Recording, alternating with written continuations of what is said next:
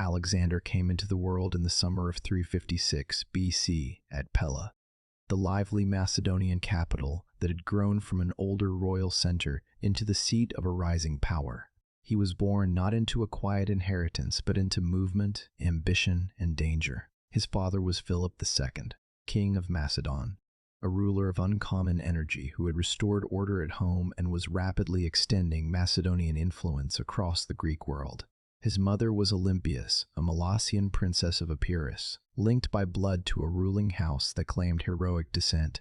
From the beginning, then, Alexander's life stood at the meeting point of power and legend, of practical monarchy and ancestral myth. Later generations would surround his birth with omens and marvelous stories, as they often do when a life grows so large that ordinary beginnings seem too small to contain it. Yet even without the embellishments, the reality was striking enough.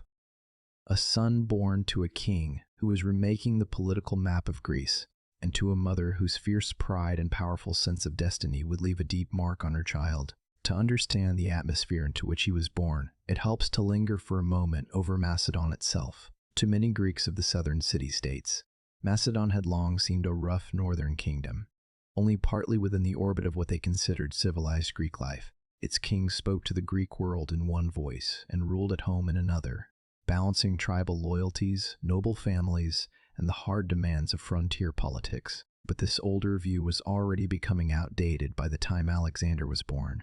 Philip had inherited a kingdom exposed to enemies and internal weakness, then transformed it through military reform, diplomacy, marriage alliances, and calculated war. He strengthened the army, made the phalanx more flexible and formidable, and extended Macedonian reach into regions of strategic and economic value. What had once been dismissed as peripheral was becoming the center of a new order.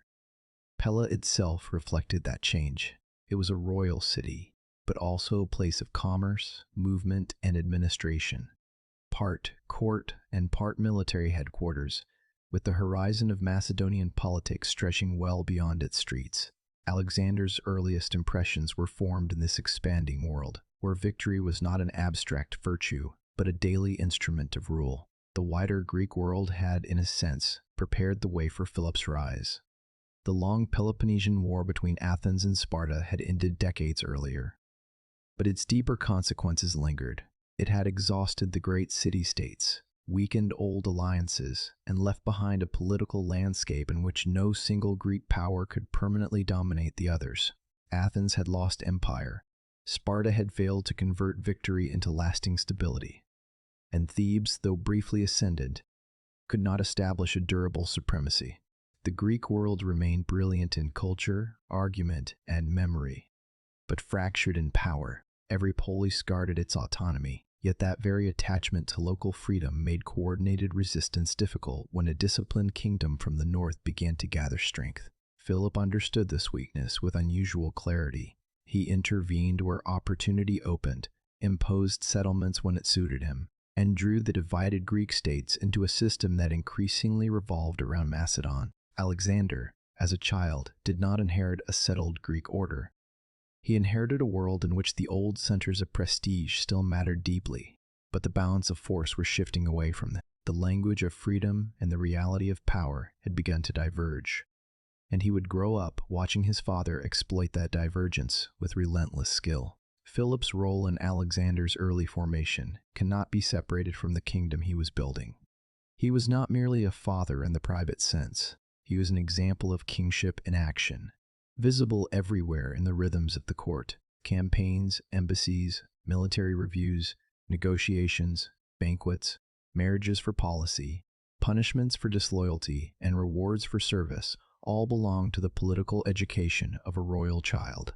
Philip's rise had depended not only on battlefield success, but on a rare ability to read men and situations.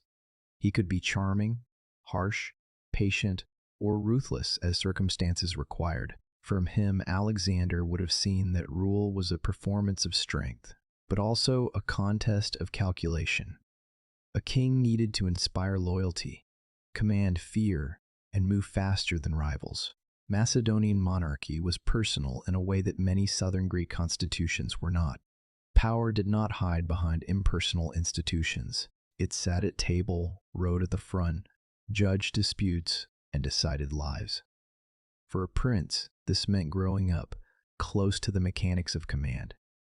The court was his school before any formal tutor arrived. His mother shaped him differently, but no less profoundly.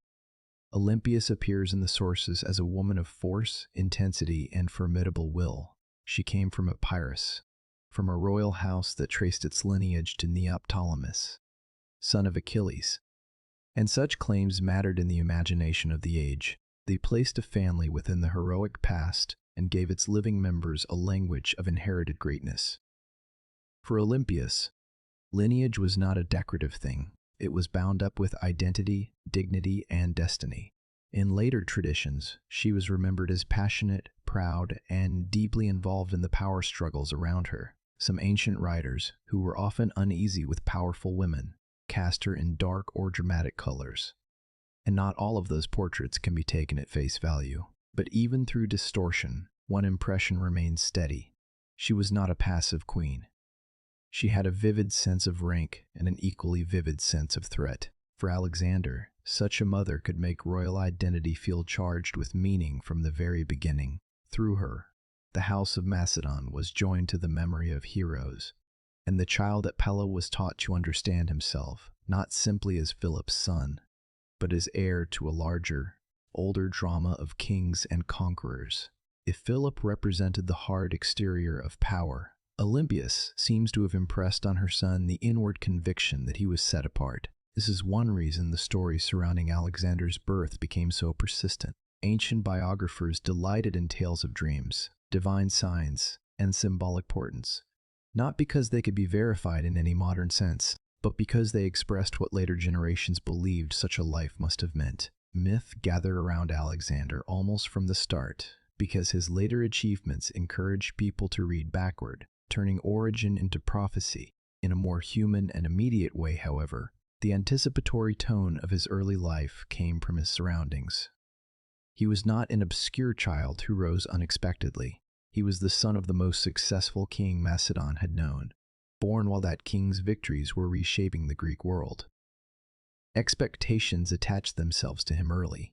At court, people would have watched him not only as a boy, but as a future succession, a future alliance, a future danger, or a future hope.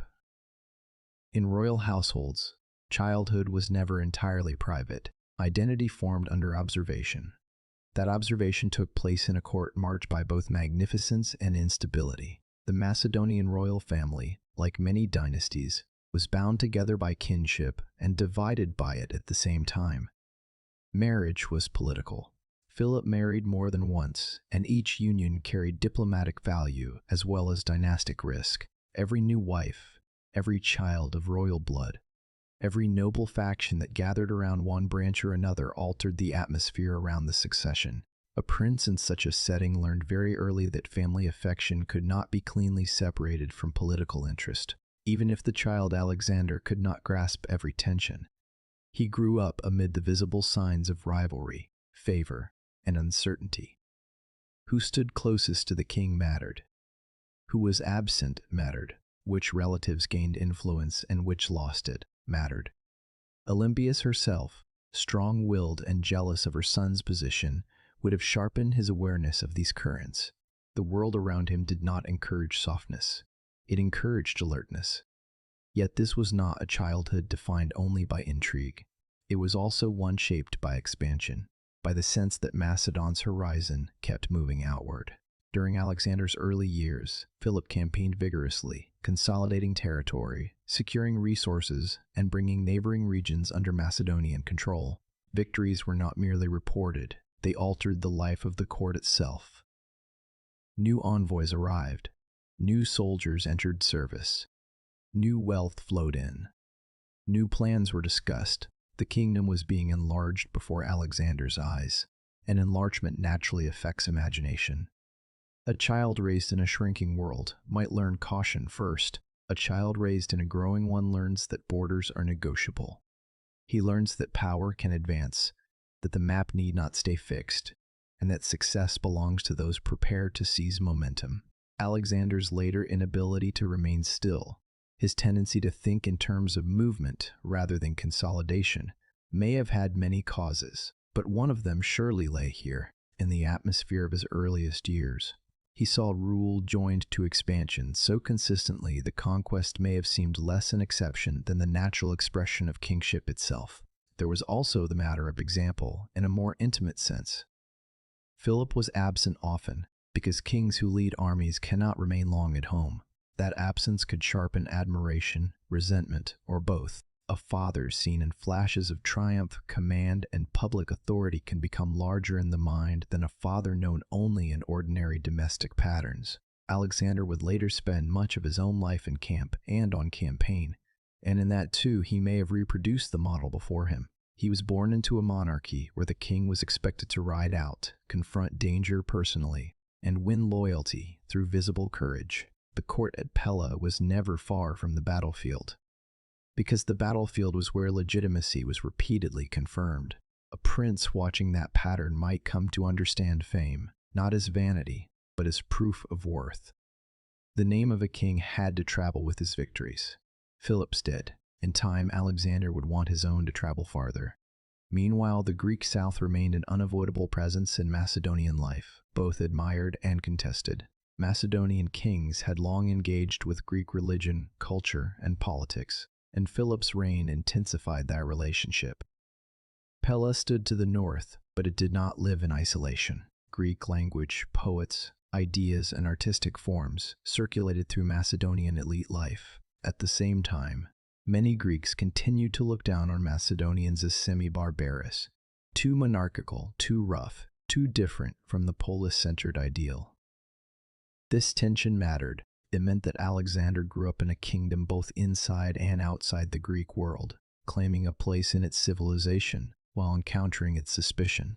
That kind of border identity can produce defensiveness, but it can also produce hunger, one senses even in his earliest context. The beginnings of a life that would not be satisfied merely to be accepted on another's terms. He would inherit both Macedonian strength and Greek cultural aspiration, and he would later act as though each gave him the right to command the other. By the time Alexander moved from infancy into boyhood, Philip's achievements were no longer temporary successes, but the foundations of hegemony. The decisive culmination would come later, when Philip defeated the allied Greek forces at Chaeronea in 338 BC and then organized the League of Corinth in the following year. But even before those formal milestones, the trajectory was clear. Macedon was no longer one kingdom among many. It was becoming the arbiter of Greek affairs. Alexander's formative years therefore unfolded under the sign of ascent. He was not waiting for his family to rise. He was born in the midst of their rise, when every season seemed to confirm the strength of Philip's design. Such circumstances can foster confidence of a dangerous sort. The child may come to feel that success is normal, resistance temporary, and greatness hereditary. Yet in Alexander's case, this confidence would also be fused with extraordinary energy and restlessness. From the beginning, his inheritance was psychological as well as political. He belonged to a house that was winning. Still, triumph did not erase fragility. The stronger Philip became, the more his court became a place where favor and succession carried immense consequence. Princes are raised not only by what they are promised, but by what they fear losing. Alexander's claim as son of Olympius and Philip was powerful, but royal houses do not rest on sentiment. They rest on recognition, support, and survival.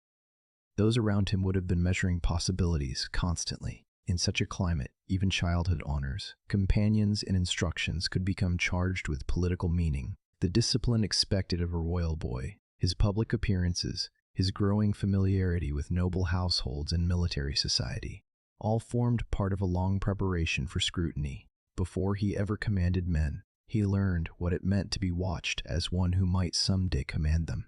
The inner life that develops under such conditions is difficult to reconstruct, but one can reasonably imagine a boy becoming early aware of rank, quickly sensitive to insult, and strongly attached to the idea that he must prove equal to the greatness expected of him. What, then, was Alexander in these first years? Child, prince, symbol, or instrument?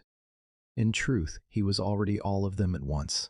He was a son born into a formidable but precarious dynasty, cherished within a family that could not escape politics.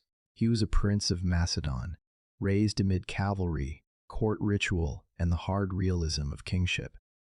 He was also a symbol unto whom hopes, fears, and ambitions gathered from the moment of his birth, and, even before he could choose his own path, he was an instrument of wider historical forces, of Macedon's rise, of Greek division, of the weakening of the old city-state balance, and of the growing thought that some larger reordering of the world was at hand. The later Alexander, who would cross continents and alter civilizations, cannot be understood without this beginning. Long before he became a conqueror, he belonged to a household in which power moved constantly, to a mother who taught the weight of blood, to a father who demonstrated the uses of force, and to a kingdom learning that it could aspire beyond its old limits. In the quietest sense, his early life was shaped by nearness. Nearness to command, to danger, to ambition, and to stories older than himself.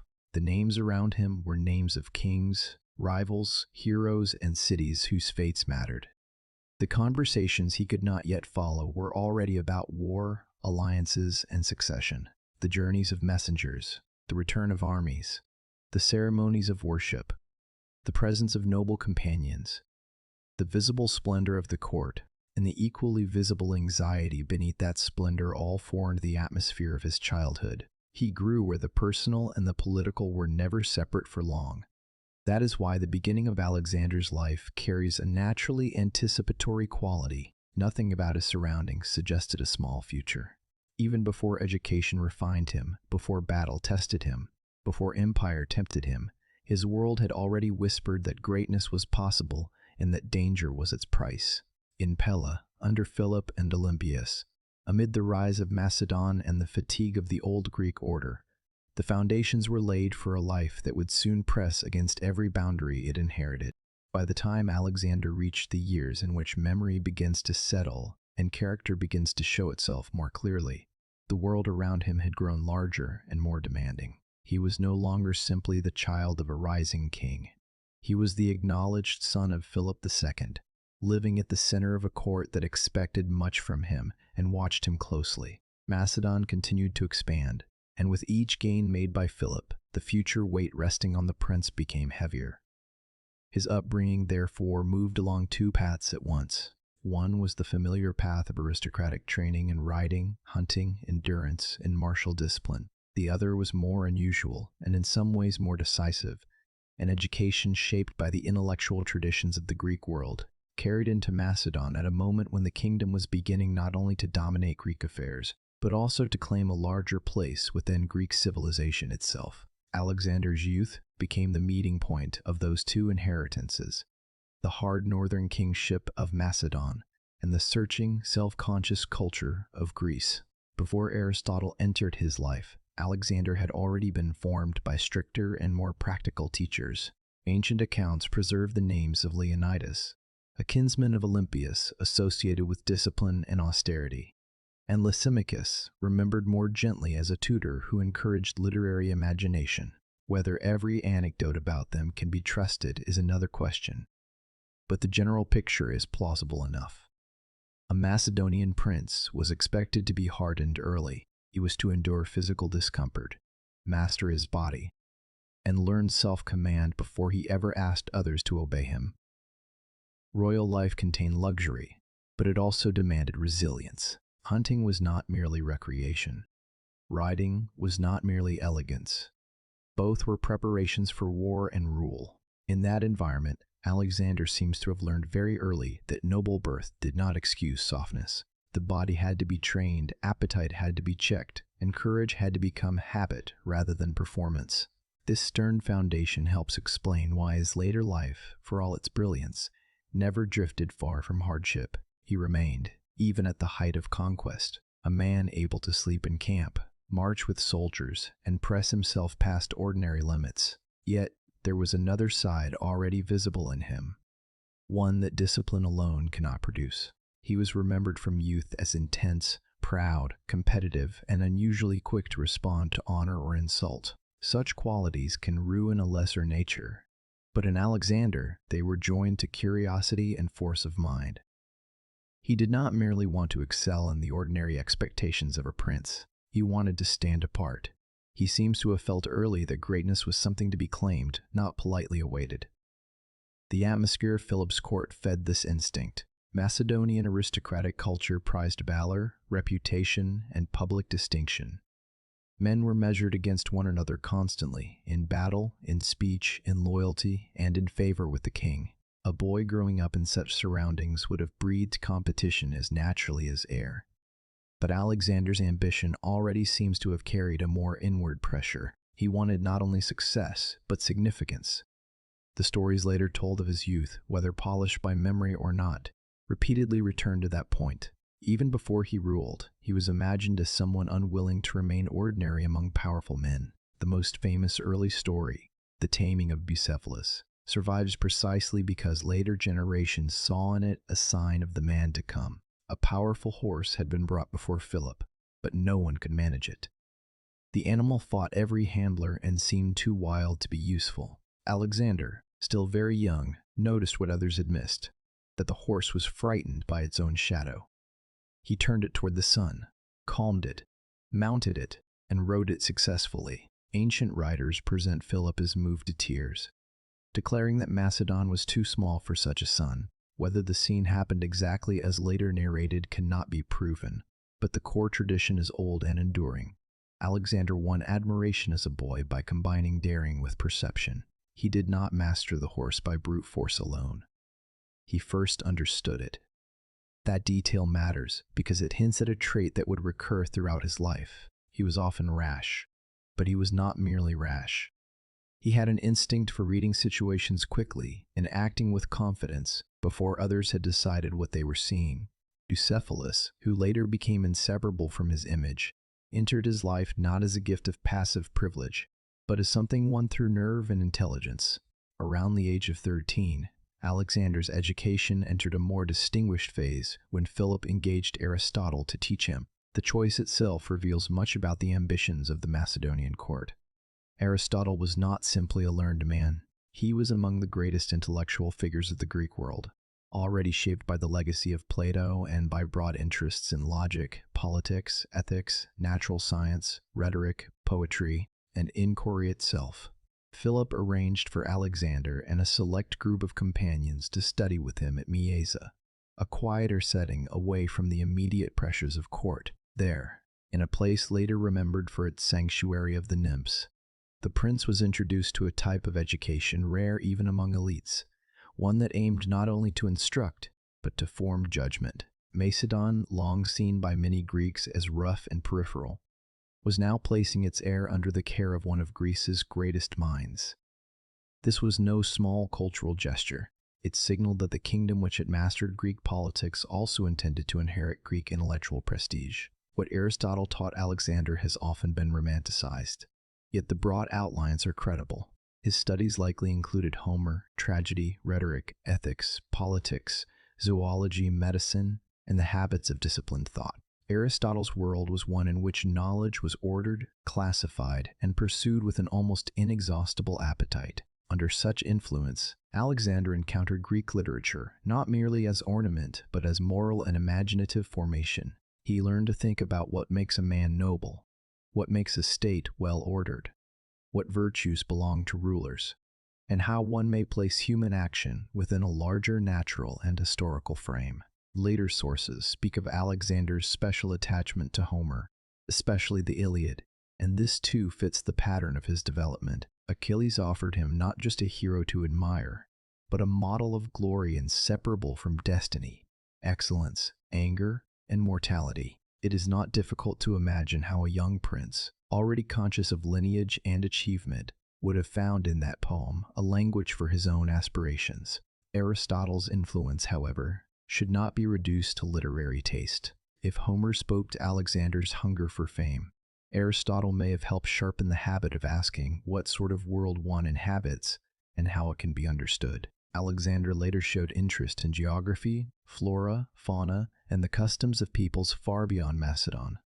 And while conquest itself exposed him to these things, the intellectual disposition to notice them may well have been strengthened at Mieza.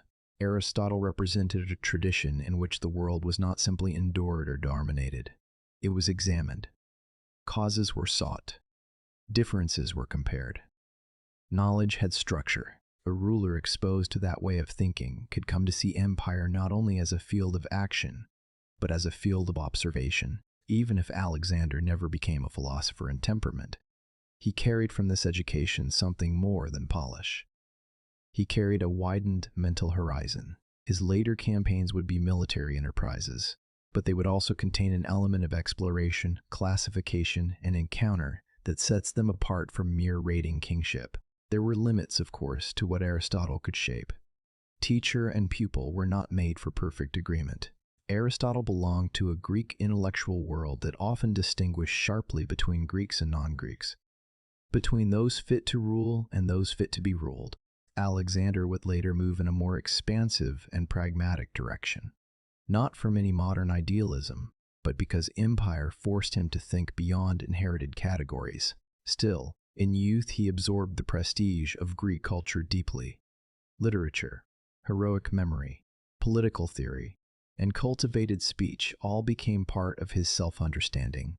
This did not make him less Macedonian. It made him a more ambitious Macedonian, one who could imagine himself not merely as king of a northern people, but as heir to the broader civilizational claims of Greece. That fusion was one of the central achievements of his formation. He emerged from education able to move between worlds, one foot planted in the martial court of Philip, the other in the intellectual inheritance of the southern Greeks. The companions who studied with him at Mieza also mattered. Education in that setting was not solitary. It helped form a generation of noble youths who would later become officers, administrators, intimates, and rivals. Friendship, loyalty, resentment, and hierarchy all grew in these years among men who would one day march across Asia together. Shared study and shared youth can create powerful bonds, especially in an aristocratic world where personal trust often carries greater weight than formal institutions. Alexander's future circle did not arise by accident on campaign. Much of it was already taking shape in adolescence, in the structured intimacy of education and noble upbringing. The men around him learned not only from Aristotle, but from one another and from Alexander himself as he gradually became aware of his own magnetism.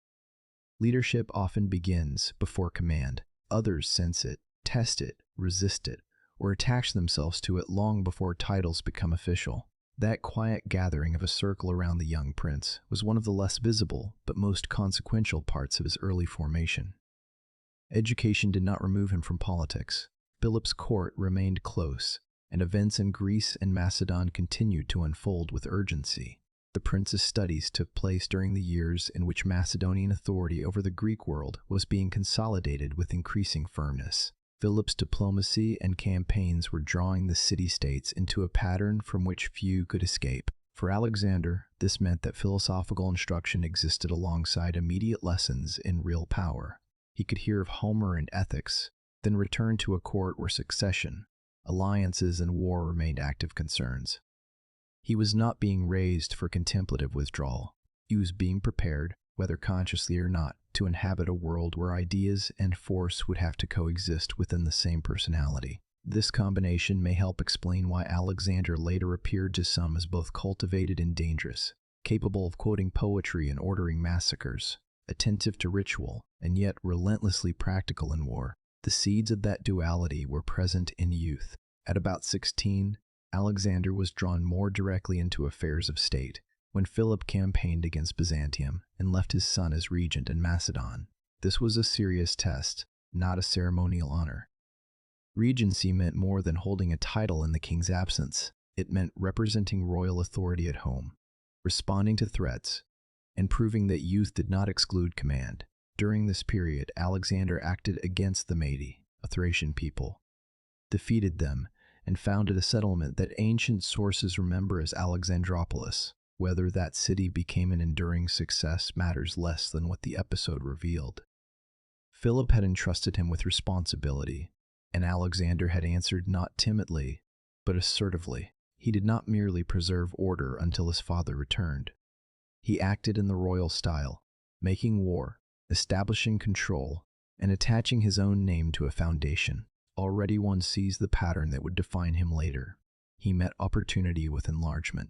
Administration turned quickly toward action. Action turned toward creation. And creation carried his personal mark. This first independent command also illuminates the relation between education and temperament. Aristotle may have enlarged Alexander's mind, but Macedonian kingship still demanded decisiveness under pressure. The regency showed that the young prince could move from cultivated instruction to practical command without hesitation.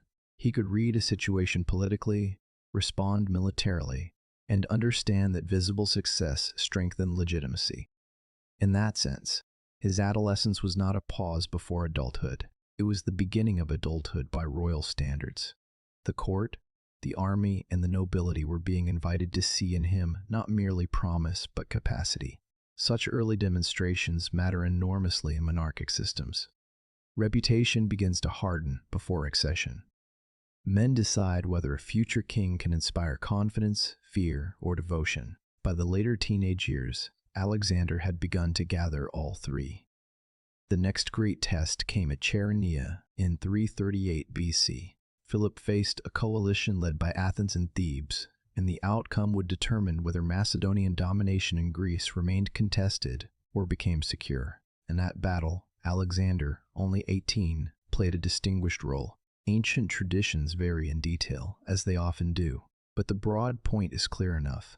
He was credited with major effectiveness in the fighting, and later accounts especially linked him with the decisive pressure brought against the Thebans, including the sacred band. Whether every heroic detail is exact, the battle placed him unmistakably in the public history of the age. He was no longer only the prince who had been educated by Aristotle or the youth who had governed in his father's absence. He had now stood in one of the defining battles of Philip's reign and emerged associated with victory. Chaeronea cemented Macedonian hegemony over Greece, and Alexander's name entered that settlement not as a passive heir, but as a participant. The psychological effect of such an experience must have been immense. To fight at that age, in a battle of continental consequence, beside a father whose military genius was already renowned, and to come away with honor, would deepen both confidence and impatience. It is one thing to imagine glory through poetry. It is another to feel it through dust, blood, cavalry movement, shattered formations, and the knowledge that whole political worlds have turned on a single day's outcome. Chaeronea gave Alexander proof, before he ever wore the crown, that he could function inside history rather than merely study it. It also drew him further into comparison with Philip. Admiration for the father and rivalry with him were likely never far apart.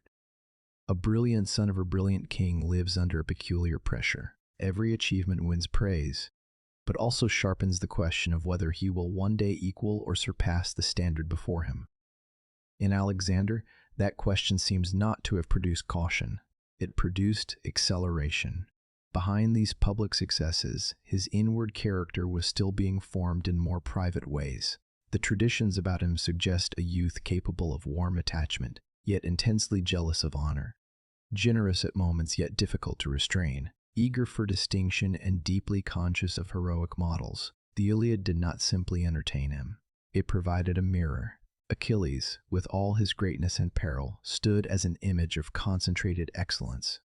The man who preferred brief glory to long obscurity. Alexander's later life would show how powerfully that ideal had settled into him.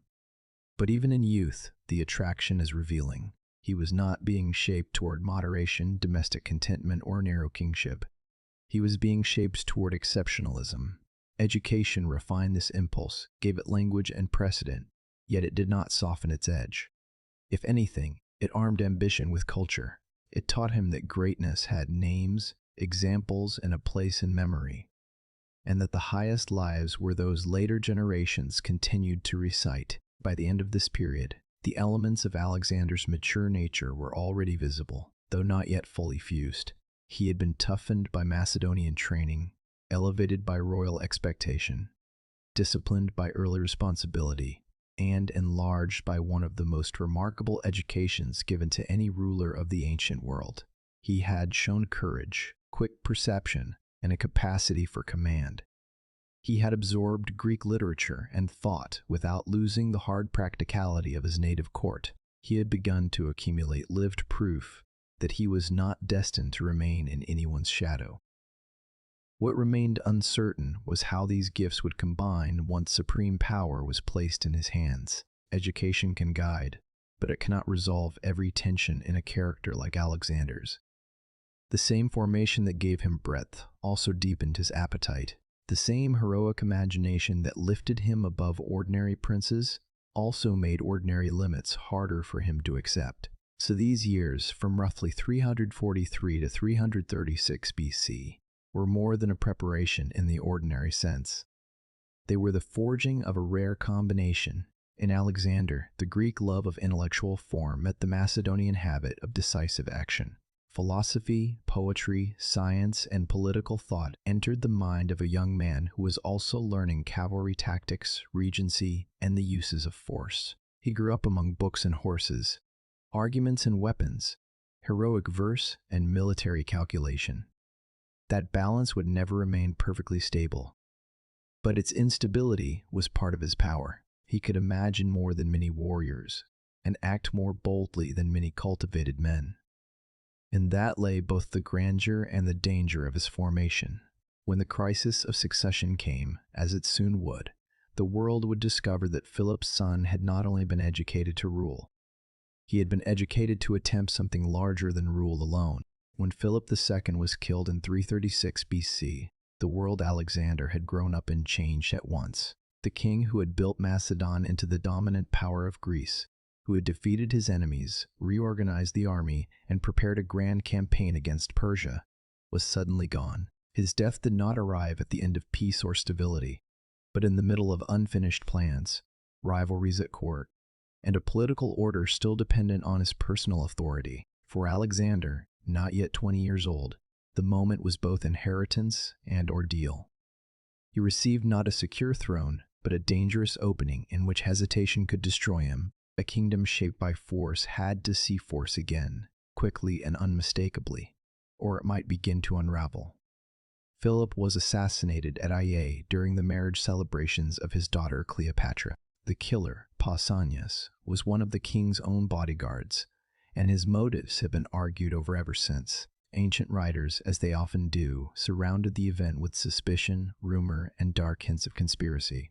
Olympias was later suspected by some, and even Alexander's name was not left untouched by speculation and hostile traditions, though there is no solid basis for treating such accusations as established fact. What mattered in the immediate aftermath was not the complete truth behind the murder, which may never be fully recoverable, but the shock it produced. A king who had seemed almost unstoppable fell not in battle, but in a moment of ceremony. That kind of death weakens not only a dynasty's security, but its aura. It exposes the human vulnerability hidden beneath public magnificence. In such moments, succession is everything. Macedon was a monarchy, but not the sort of monarchy in which inheritance moved automatically and peacefully by impersonal law. Recognition mattered. The army mattered. The nobility mattered. Blood alone was not enough unless it could command support and silence rivals. Alexander had powerful advantages. He was Philip's son, already known to the Macedonian elite, already tested in command, and already marked out by talent. But he also had enemies, or at least those who would have preferred another future. Philip's marriages had created a court full of tension, and the question of succession had grown more sensitive in the king's last years. Cleopatra Eurydice, one of Philip's later wives, was Macedonian, and her position had sharpened fears that a new heir, born from a more politically convenient union, might displace Alexander. Olympias had never accepted such threats calmly, and Alexander himself had already known insult and estrangement during disputes late in Philip's reign. Those tensions now returned with deadly seriousness. A disputed succession in Macedon could invite noble factions to split, neighboring peoples to revolt, and the Greek cities to test whether Macedonian power had died with Philip. Alexander understood at once that youth would not protect him, and legitimacy would not speak for itself.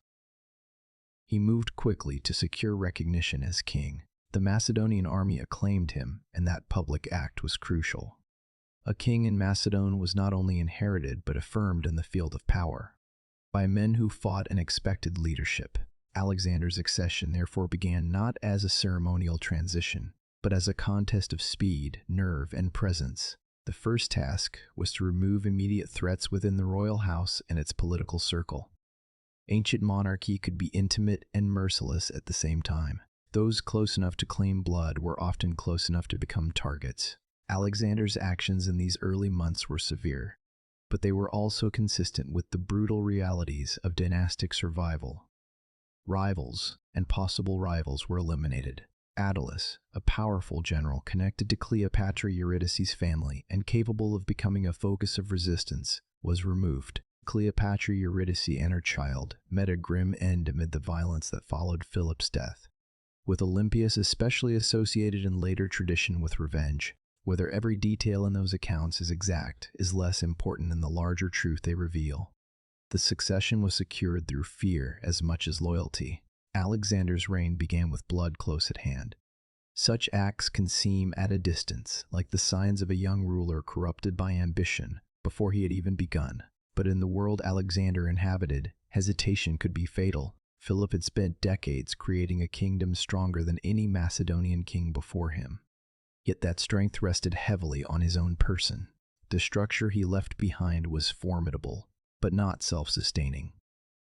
A weak accession could undo military reforms, fracture alliances, and turn hard-won hegemony into civil conflict. Alexander appears to have grasped that reality instinctively. He did not treat succession as a legal event. He treated it as a campaign. One secured the center first. One removed uncertainty. One made recognition visible. In this, he was very much Philip's son. Yet to become king in Macedon was not enough. Philip had not merely ruled Macedon. He had imposed Macedonian supremacy on Greece and drawn the city-states, willingly or not, into a common framework under his leadership. That framework was fragile because it rested on coercion, diplomacy, and the prestige of Philip's victories. The Greek states had not forgotten their own traditions of independence, nor had they ceased resenting foreign domination, especially domination by a monarchy many still regarded with suspicion. News of Philip's death stirred hopes across Greece that Macedonian control might collapse. In Athens, Thebes, and elsewhere, anti-Macedonian feeling revived. Some imagined that the young successor would be easier to resist, or that rival claimants and northern enemies would keep him too occupied to enforce authority in the south. Alexander answered these expectations with remarkable speed. Before Greek resistance could harden into a united movement, he marched south. This alone was a political statement of immense importance. A young king who appears late invites challenge. A young king who arrives early creates doubt in the minds of those preparing to rebel. Thessaly, strategically vital and sometimes unstable, was brought into line after Alexander maneuvered skillfully to outflank opposition. He then advanced towards central Greece, and the display of energy had its intended effect. The states of the Greek south, confronted by the fact that Philip's son could move as decisively as Philip himself, submitted or recalculated. At Corinth, he was recognized as leader of the Greek alliance, inheriting the command Philip had assembled for the projected war against Persia. This recognition did not mean genuine affection. The Greeks did not suddenly welcome Macedonian rule because Alexander was brilliant or young. Most accepted him because resistance seemed, for the moment, imprudent. But such acceptance was enough. He had preserved the shell of Philip's settlement and prevented immediate collapse.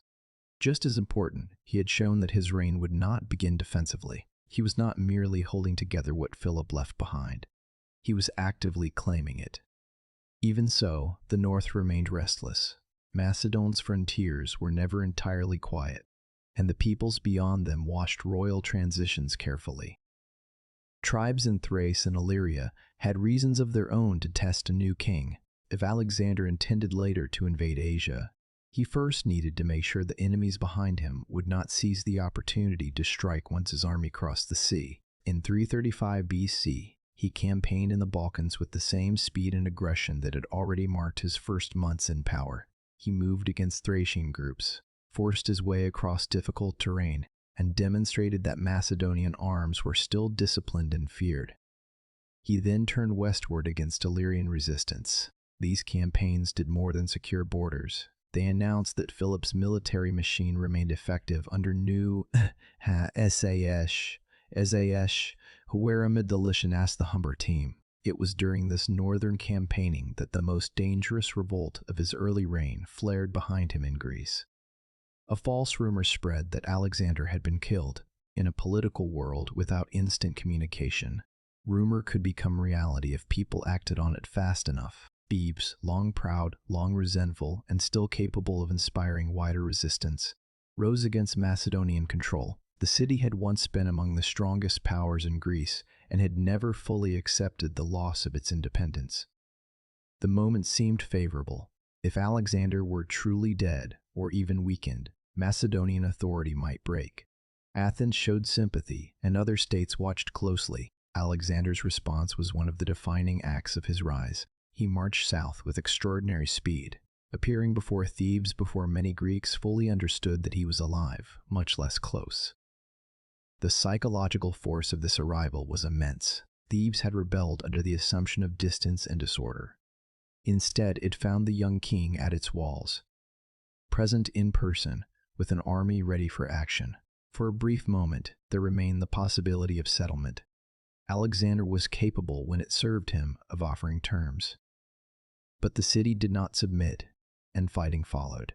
The destruction of Thebes was swift and terrible. The city was taken by storm. Thousands were killed, and many more were sold into slavery. Its buildings, apart from temples and the house associated with the poet Pindar, were largely destroyed. The punishment was not merely military. It was exemplary. Thebes was made into a warning to Greece. Alexander understood that mercy, in this case, risked inviting repeated revolt. Terror, by contrast, might buy obedience at the beginning of a reign when obedience mattered more than reconciliation. The message was heard clearly. Athens, though alarmed and resentful, drew back from open war. Other Greek states did the same. Resistance did not vanish in spirit, but it was silenced in action. The fall of Thebes has remained one of the darkest and most revealing episodes of Alexander's life.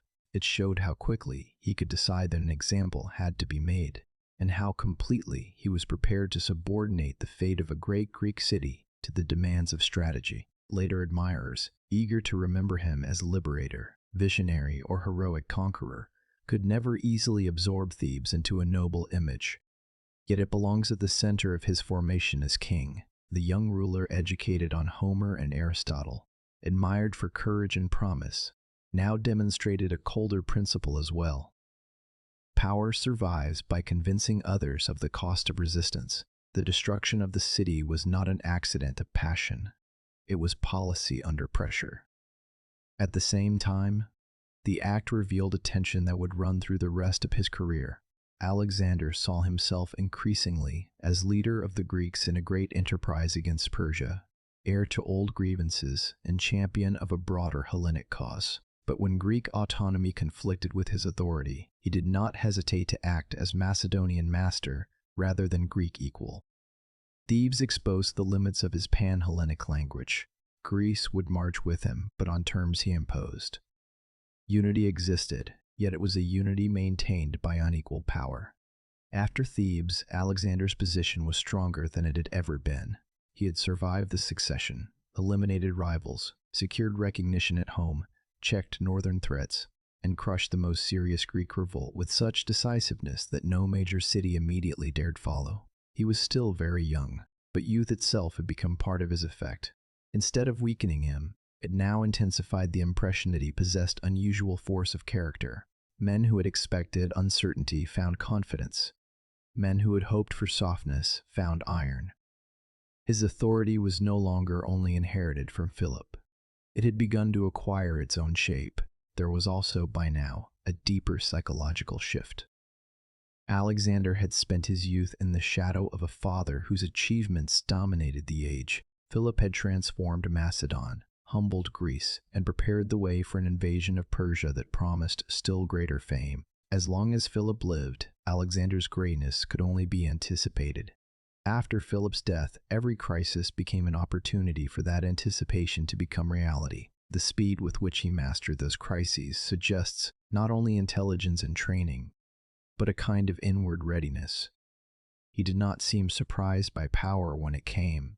He seemed to have been expecting it, perhaps fearing it, but already measuring himself against it. And yet, the throne he secured remained tied to a larger purpose not yet fulfilled. Philip's final and most ambitious design had been the Persian campaign, presented partly as revenge for past Persian invasions of Greece and partly as an immense undertaking worthy of Macedonian and Greek arms. Alexander inherited that plan along with the kingship. Once Greece had been subdued and the frontiers steadied, the path eastward reopened before him. This mattered because conquest abroad could strengthen rule at home. Victorious kings reward followers, redirect tensions, and enlarge their legitimacy. A kingdom organized for war can become unstable if denied a worthy war. Alexander's early success in consolidation therefore did not invite rest. It compelled movement. By the close of these first years, roughly from 336 to 334 BC, Alexander had accomplished what many older rulers might have failed to do. He had taken a sudden and vulnerable accession and turned it into a platform for expansion. He had shown ruthlessness where Macedonian dynastic politics required it, speed where Greek unrest demanded it, and severity where rebellion threatened to spread. The destruction of Thebes, shocking as it was, completed the lesson that his reign would not be experimental or hesitant. It would be personal, decisive, and strategic. This was the true rise to power, not the formal moment when he was called king, but the hard sequence of decisions through which others were made to accept that title as a reality. Crown and authority are not always the same thing. Alexander gained the crown almost at once. Authority he won through action. In those months, the prince educated by Aristotle disappeared into the more dangerous figure history remembers. A ruler who could act with dazzling speed, who understood spectacle as a weapon, and who was prepared to destroy what he could not safely leave unconquered. When he finally turned toward Asia, he did so, not as Philip's untested heir, but as a king who had already survived the first proving ground of his life and emerged from it sharper, harder, and ready for empire. In the spring of 334 BC, Alexander carried the war his father had planned across the narrow strip of water that separated Europe from Asia. The crossing of the Hellespont was more than a military movement. It was a symbolic beginning, the moment when Macedonian power, already secured at home and imposed upon Greece, turned outward toward the vast Persian Empire. Behind him lay the world that had formed him. Philip's reforms, Greek submission, the destruction of Thebes, the discipline of the Macedonian army, and the ambition that had ripened in him since youth. Ahead lay a campaign whose scale no Greek or Macedonian king had yet mastered. The old Persian wars still lived in Greek memory, and Alexander could present his invasion as both vengeance and fulfillment, as the completion of a conflict that had stretched across generations. But whatever language of revenge accompanied the expedition, his purpose was larger and more personal. He was not merely avenging the past, he was beginning a career of conquest that would test whether his restless gifts were equal to the world's greatest empire. The force he brought into Asia was not enormous by Persian standards, but it was highly disciplined, experienced, and welded together by years of Macedonian military reform. The core was the phalanx, drilled to move as a formidable block of sarissa-bearing infantry, supported by cavalry, light troops, and commanders who already knew Alexander well. Many of these men had served Philip and had seen the army transformed from a regional instrument into something sharper, more flexible, and more dangerous than the old Greek citizen levies. Alexander inherited not only troops, but a system. Yet the presence of that system did not diminish his own role. An army may be excellent in structure and still require a leader capable of inspiring it beyond ordinary limits. From the beginning of the Persian campaign, Alexander made it clear that he intended to lead in person, to place himself where danger was greatest, and to bind the army to him through visible courage. This was a continuation of Macedonian kingship at its most personal, but on a far wider stage. Ancient tradition preserves symbolic gestures from the crossing itself, and whether every detail is exact matters less than what those details reveal about Alexander's imagination. He is said to have visited the site of Troy, paid honors at the tomb of Achilles, and connected his expedition with the heroic memory of Homeric war.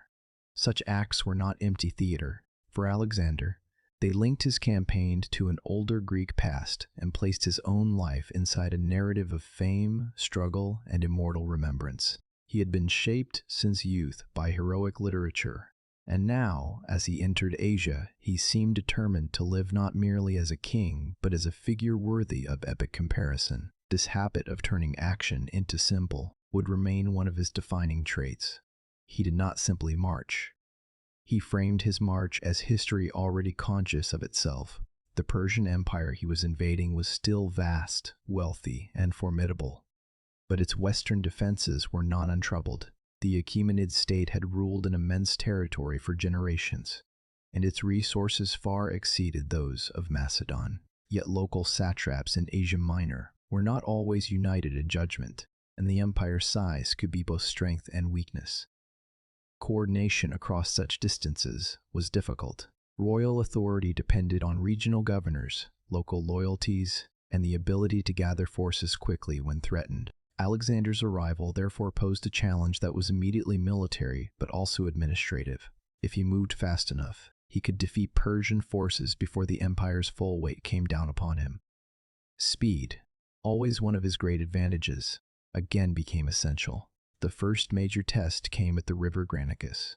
Persian commanders, along with Greek mercenaries in Persian service, chose to meet Alexander in northwestern Asia Minor before he could advance deeper inland. The battle, fought in 334 BC, became Alexander's first great victory against Persian arms. Ancient accounts differ in their details, especially in ways common to battle narratives shaped by later admiration.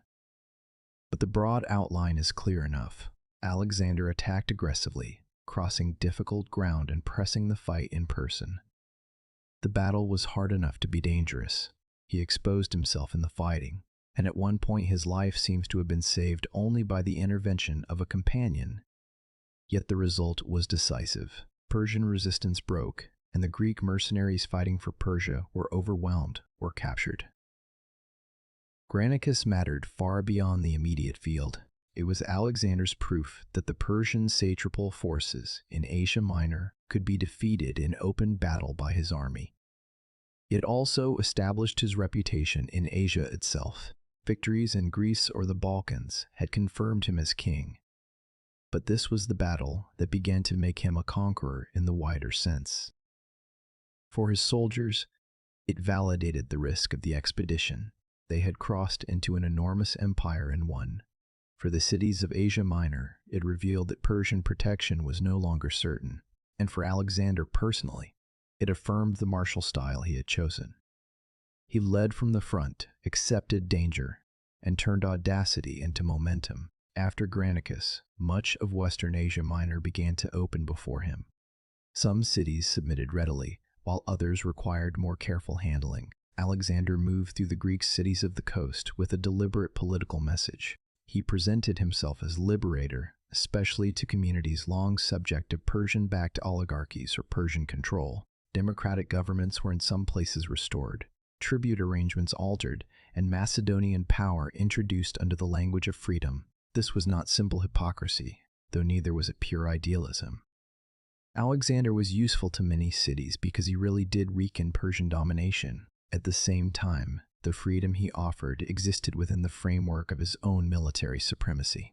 He was replacing one imperial order with another, though in these early stages his rule could still appear to many Greeks of Asia as a relief from Persian authority. This policy was shrewd. Alexander knew that conquest was not achieved by battle alone. It also depended on how cities were treated, what political factions were encouraged, and whether local populations saw advantage in his success. He did not sack every place that came into his hands. He often preferred to absorb, reorganize, and move forward. That ability to combine force with selective restraint gave his campaign a rhythm more effective than mere devastation. He could appear as avenger of Greece, patron of local autonomy, and relentless invader all at once, depending on the audience before him. Still, progress was not without difficulty. Some fortified places demanded siege or negotiation, and the logistics of moving an army through Asia Minor were complex. Supplies, Communication, naval concerns, and the loyalties of coastal cities all had to be managed. Alexander's relative weakness at sea made control of the shoreline especially important, since Persian naval strength could threaten his rear if ports remained hostile. This explains why his advance through Asia Minor had a strategic patience beneath its speed.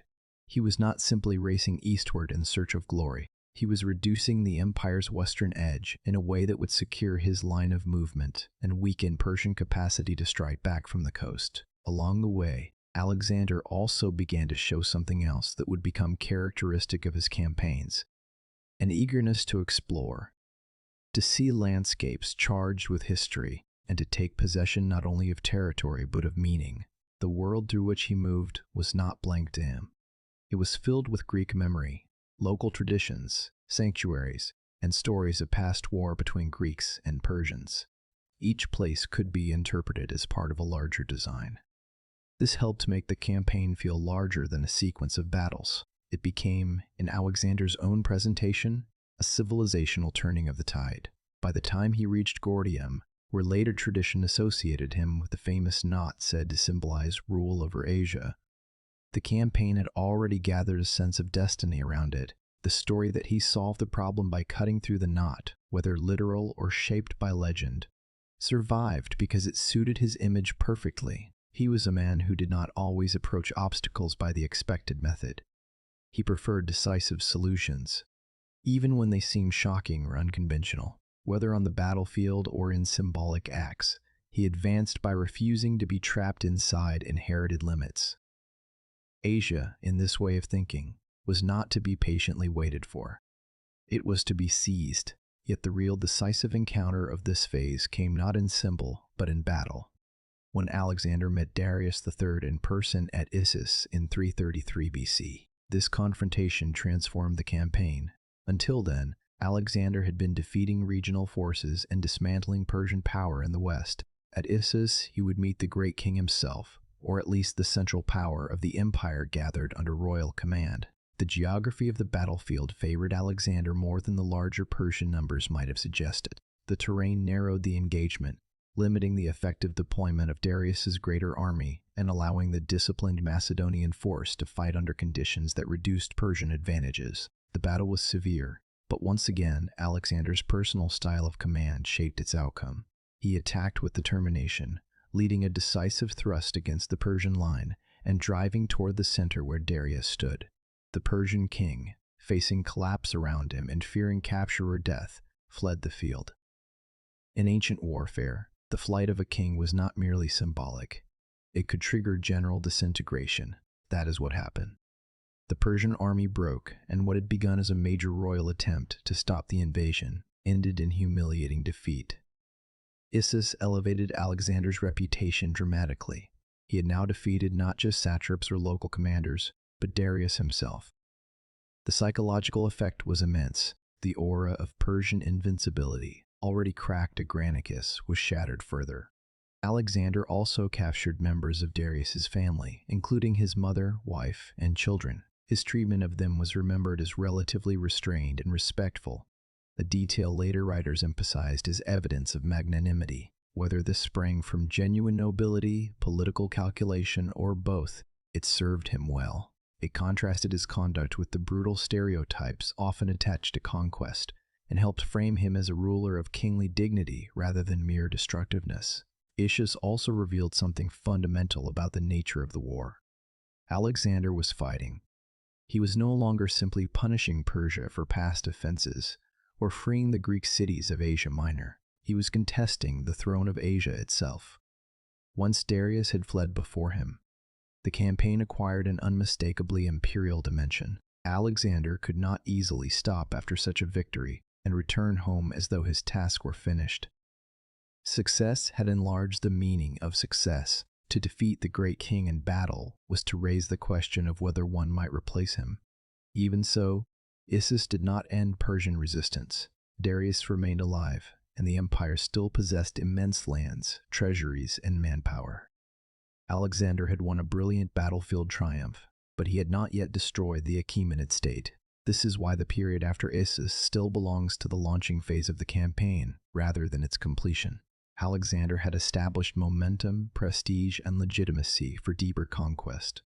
But the hardest work still lay ahead. The empire would not collapse from one defeat alone. What had been achieved by the end of 333 BC, however, was extraordinary. In less than 2 years, Alexander had crossed into Asia, won a major opening battle, pried Western Asia Minor away from Persian control, and defeated Darius in person. He had shown that Macedonian discipline, Greek military experience, and his own command style could overcome a far larger imperial adversary. He had also proven that his ambition matched the scale of the enterprise. This was not Philip's expedition continuing by inertia. It had become unmistakably Alexander's war. The tone of the campaign in these early years was energetic, bold, and triumphant. But triumph did not mean ease. Each success increased expectations. Each victory drew him farther from Macedon and deeper into a world where retreat would become harder to imagine. Already the logic of conquest was tightening around him. To stop would expose earlier gains to danger. To continue would demand new risks. Alexander, by nature and formation, was more suited to movement than pause. The victories of Granicus and Issus therefore did more than bring him fame. They confirmed the pattern of his life. He would advance when caution suggested delay, strike where others expected hesitation, and trust that speed, daring, and belief in his own destiny could compensate for the immense scale of what he challenged. By the end of this section of his life, the world could see that a new kind of danger had entered Asia. Not a raider, not a temporary invader, and not merely a Greek avenger, but a king who seemed to gather force as he moved. He had crossed from Europe into the territories of the Persian Empire and had not been turned back. He had won where failure might have destroyed him, and, perhaps most importantly, he had begun to make others believe that his victories were not accidental episodes, but the opening acts of something much larger. The campaign had been launched, and with it the full scale of Alexander's life had begun to reveal itself. After the victory at Issus, Alexander stood at the edge of a new stage in his campaign. He had defeated Darius III in battle and driven the Persian king from the field, but the Persian Empire had not yet collapsed. Its core remained intact, and its strength still stretched across an immense geography. A lesser commander might have tried to race inland at once, seeking another direct encounter and hoping to finish the war with speed alone. Alexander chose a broader strategy. He turned south along the eastern Mediterranean coast, aiming first to strip Persia of its naval bases, secure the shoreline, and take possession of the wealthy and strategically vital lands that connected Asia Minor to Egypt. This decision revealed his growing maturity as a conqueror. He was still bold, still drawn toward decisive action, but he was no longer relying only on battlefield brilliance. He was learning to dismantle an empire piece by piece. The eastern Mediterranean was not merely a coastal fringe. It was a chain of ports, fortresses, trade routes, and old cities whose allegiance could shape the war at sea and land alike. Persian naval strength remained a real concern, especially as long as the Phoenician ports remained available to the great king. So long as those cities supported Persia, Alexander's rear was vulnerable, his communications exposed, and his invasion less secure than his victories might suggest. He therefore moved methodically through Syria and Phoenicia, accepting the submission of some cities while preparing to reduce others by force. In these months, conquest was as much about geography as glory. He was closing doors behind him before opening new ones ahead. Some places yielded with little resistance, calculating that Persia was no longer the safer master. Others hesitated or bargained. But one city in particular stood apart, Tyre. Rich, proud, maritime, and heavily fortified, Tyre occupied an island just off the coast, and had long been one of the great Phoenician centers of commerce and seafaring. It was not merely another stronghold. It was a symbol of Eastern Mediterranean power and a practical key to naval control. Alexander sought entry into the city, at least in part to sacrifice to Heracles, whom the Tyrians identified with their own Melkart. The request was refused. Whether Tyre hoped to remain loyal to Persia, to preserve its independence, or simply to avoid becoming another possession in a war of giants, the effect was the same. Alexander now faced a challenge that could not be solved by a quick cavalry charge or open battle. He would have to take an island city from the sea. The siege of Tyre became one of the greatest engineering and military tests of his career. It lasted for months and demanded patience, of a kind not always associated with Alexander's temperament. The city's position made it extraordinarily difficult to attack. The defenders had strong walls, maritime access, and the confidence that their location would defeat any ordinary assault. Alexander answered with persistence and invention. He ordered the construction of a massive causeway from the mainland to the island, a work of astonishing ambition carried out under constant harassment from Tyrian defenders. Siege towers, engines, naval operations, and repeated assaults all became part of the effort. The struggle was costly and frustrating. Storms damaged the works. Tyrian attacks burned siege equipment. Progress was slow, and yet Alexander refused to abandon the attempt. This refusal is revealing. Tyre mattered strategically, but it also became a test of will. Alexander was not a king who readily accepted defiance once he had committed himself. The siege hardened into a contest over whether resistance itself could survive his determination. In this, Tyre resembles later moments in his career when he chose to force an outcome not simply because it was useful, but because retreat would have wounded the image of inevitability that increasingly surrounded him. The city had challenged not only his plans, but his authority. He intended that challenge to end completely. When Tyre finally fell in 332 BC, the result was devastating for the city. Many inhabitants were killed, many more sold into slavery, and the city was brought decisively under Alexander's control. The harshness of the punishment reflected both the length of the resistance and the example he wished to set. As at Thebes, he demonstrated that stubborn opposition could draw catastrophic consequences. Yet Tyre also displayed another side of his greatness: the ability to sustain a long, difficult, technically demanding operation without losing his grip. He had shown at Granicus and Issus that he could win bold battles. At Tyre, he showed that he could reduce one of the strongest cities of the Mediterranean through patience, engineering, and relentless pressure. With Tyre taken, much of the Phoenician coast fell into line, and Persian naval options in the region were sharply reduced. Alexander could now continue south with greater security. Gaza, however, offered another obstacle. Perched on elevated ground near the route into Egypt, it was a strategic fortress and another stubborn point of resistance. Its commander refused submission, and Alexander again resorted to siege warfare. Gaza, unlike Tyre, was not an island city, but it was still difficult to take, and the fighting was severe. Alexander himself was wounded during the operation, another reminder of how personally exposed he remained in war. Yet the outcome followed the now familiar pattern. Resistance ended in capture, and the city suffered harsh punishment. By the time Gaza fell, the road to Egypt lay open.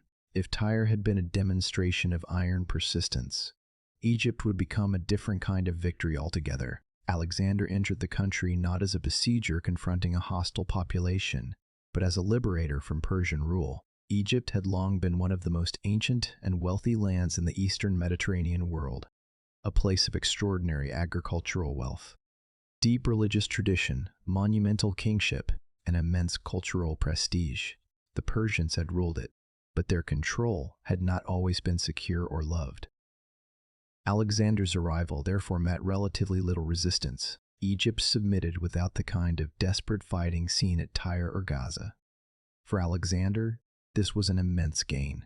He acquired one of the richest lands in the region with comparatively little bloodshed, and he entered a civilization whose antiquity and symbolic power far exceeded that of Macedon. In Egypt, Alexander's role expanded once again. He was no longer only the invader from the north or the conqueror of Persian territories. He was now also adopting the language and position of a pharaoh. Egyptian kingship carried meanings older and more sacred than those of the Macedonian court. It was bound to divine order, ritual continuity, and the cosmic role of the ruler in maintaining harmony between gods, land, and people. Alexander seems to have understood, at least intuitively, that ruling such a land required more than military possession.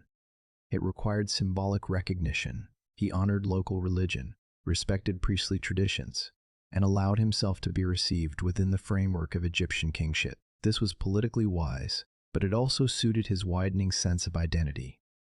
He had always been responsive to the theatrical and sacred dimensions of power. In Egypt, those dimensions deepened. One of the most enduring acts of this period was the founding of Alexandria, on the Mediterranean coast, near the western edge of the Nile Delta.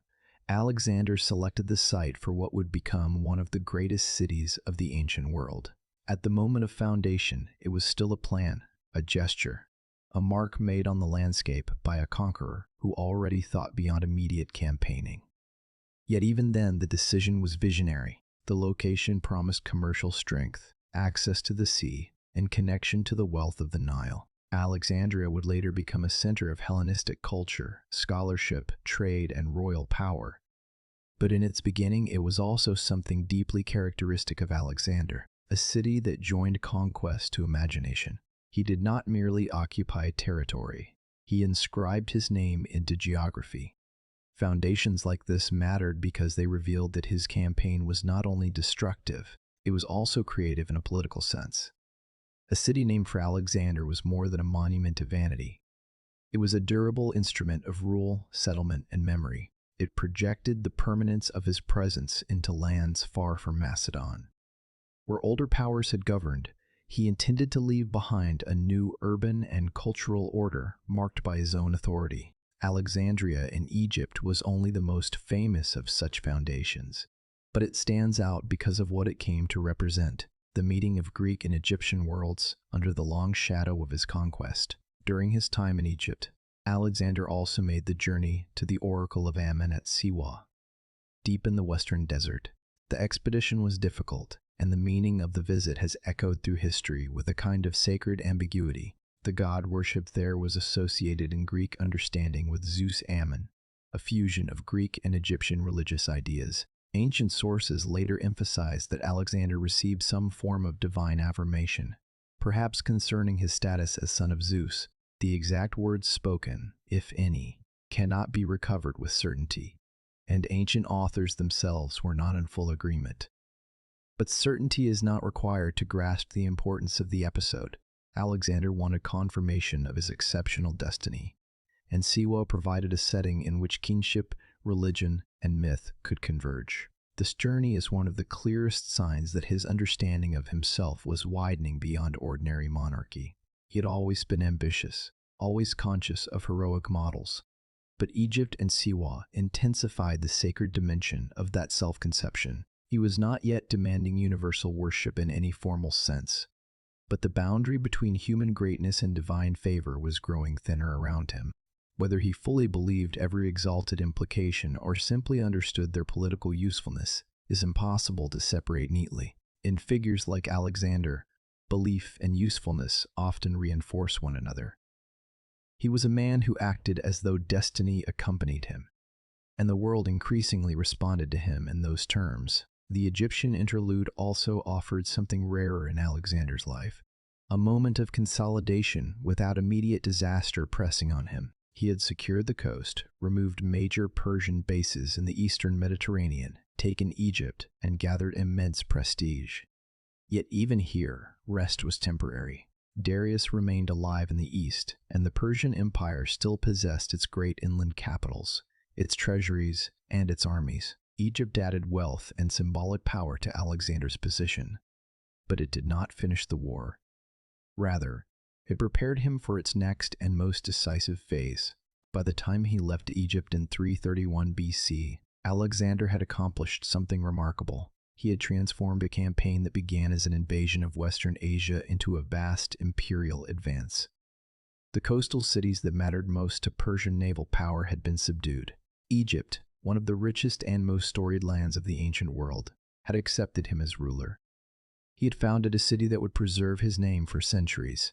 He had also strengthened the aura around his person, blending military success with religious symbolism and royal statecraft in ever more ambitious ways. The tone of this period was expansive and symbolic, because Alexander himself was becoming both. His victories no longer seemed like isolated feats of generalship.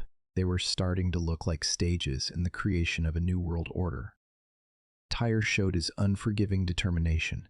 Egypt revealed his capacity to absorb ancient traditions and place himself at their center. Alexandria demonstrated that he was thinking beyond campaign seasons, beyond immediate plunder, toward the shaping of a lasting imperial landscape. Each success widened the scale on which he operated, and each place he conquered became part of a larger idea of kingship than the one he had inherited from Philip. And yet the tension remained. The same ruler who could honor gods, found cities, and appear as liberator could also annihilate resistance with terrible severity. Alexander's greatness was never gentle. It drew together vision and violence so closely that they often seemed inseparable. Tyre burned while Alexandria was imagined. Gaza was crushed while Egypt welcomed him as pharaoh. That doubleness would remain central to his life. He could destroy and create in the same movement, seeing no contradiction where later ages might struggle to reconcile the two. So this section of the campaign closed with Alexander at the height of momentum. He had not yet destroyed the Persian Empire, but he had taken away much of its western strength and wrapped himself in new layers of authority. Macedonian king, leader of the Greeks, conqueror of Phoenicia, pharaoh of Egypt, founder of Alexandria, seeker of divine sanction in the desert. These identities were now gathering within one man. The war was still unfinished, but the scale of what he was becoming had grown unmistakable. When he turned back toward the heart of the Persian world, he did so carrying not only an army and a record of victory, but a vision of himself large enough to match the empire he intended to replace. When Alexander left Egypt and marched northeast in 3031 BC, he was moving toward the decisive center of his life. The victories of the earlier campaign had made him formidable, but they had not yet made him master of Asia. Darius III still lived. The Persian Empire, though shaken, still possessed its great capitals, its accumulated wealth, and the immense political prestige of a monarchy that had ruled for generations from the Aegean to the borders of India. Alexander had taken the coast, cut away naval strength, and added Egypt to his growing dominion. Now he would have to confront the empire where it still believed itself strongest, on the open plains of the east, where the great king could gather the full scale of his resources and fight not as a retreating ruler, but as the central power of the ancient world. This was the moment toward which everything had been moving. Darius had not been idle since Issus. Though driven from the field and humiliated by defeat, he remained capable of raising another army and drawing support from the vast territories still loyal to him. The Persian monarchy was weakened, but it was not a fragile shell.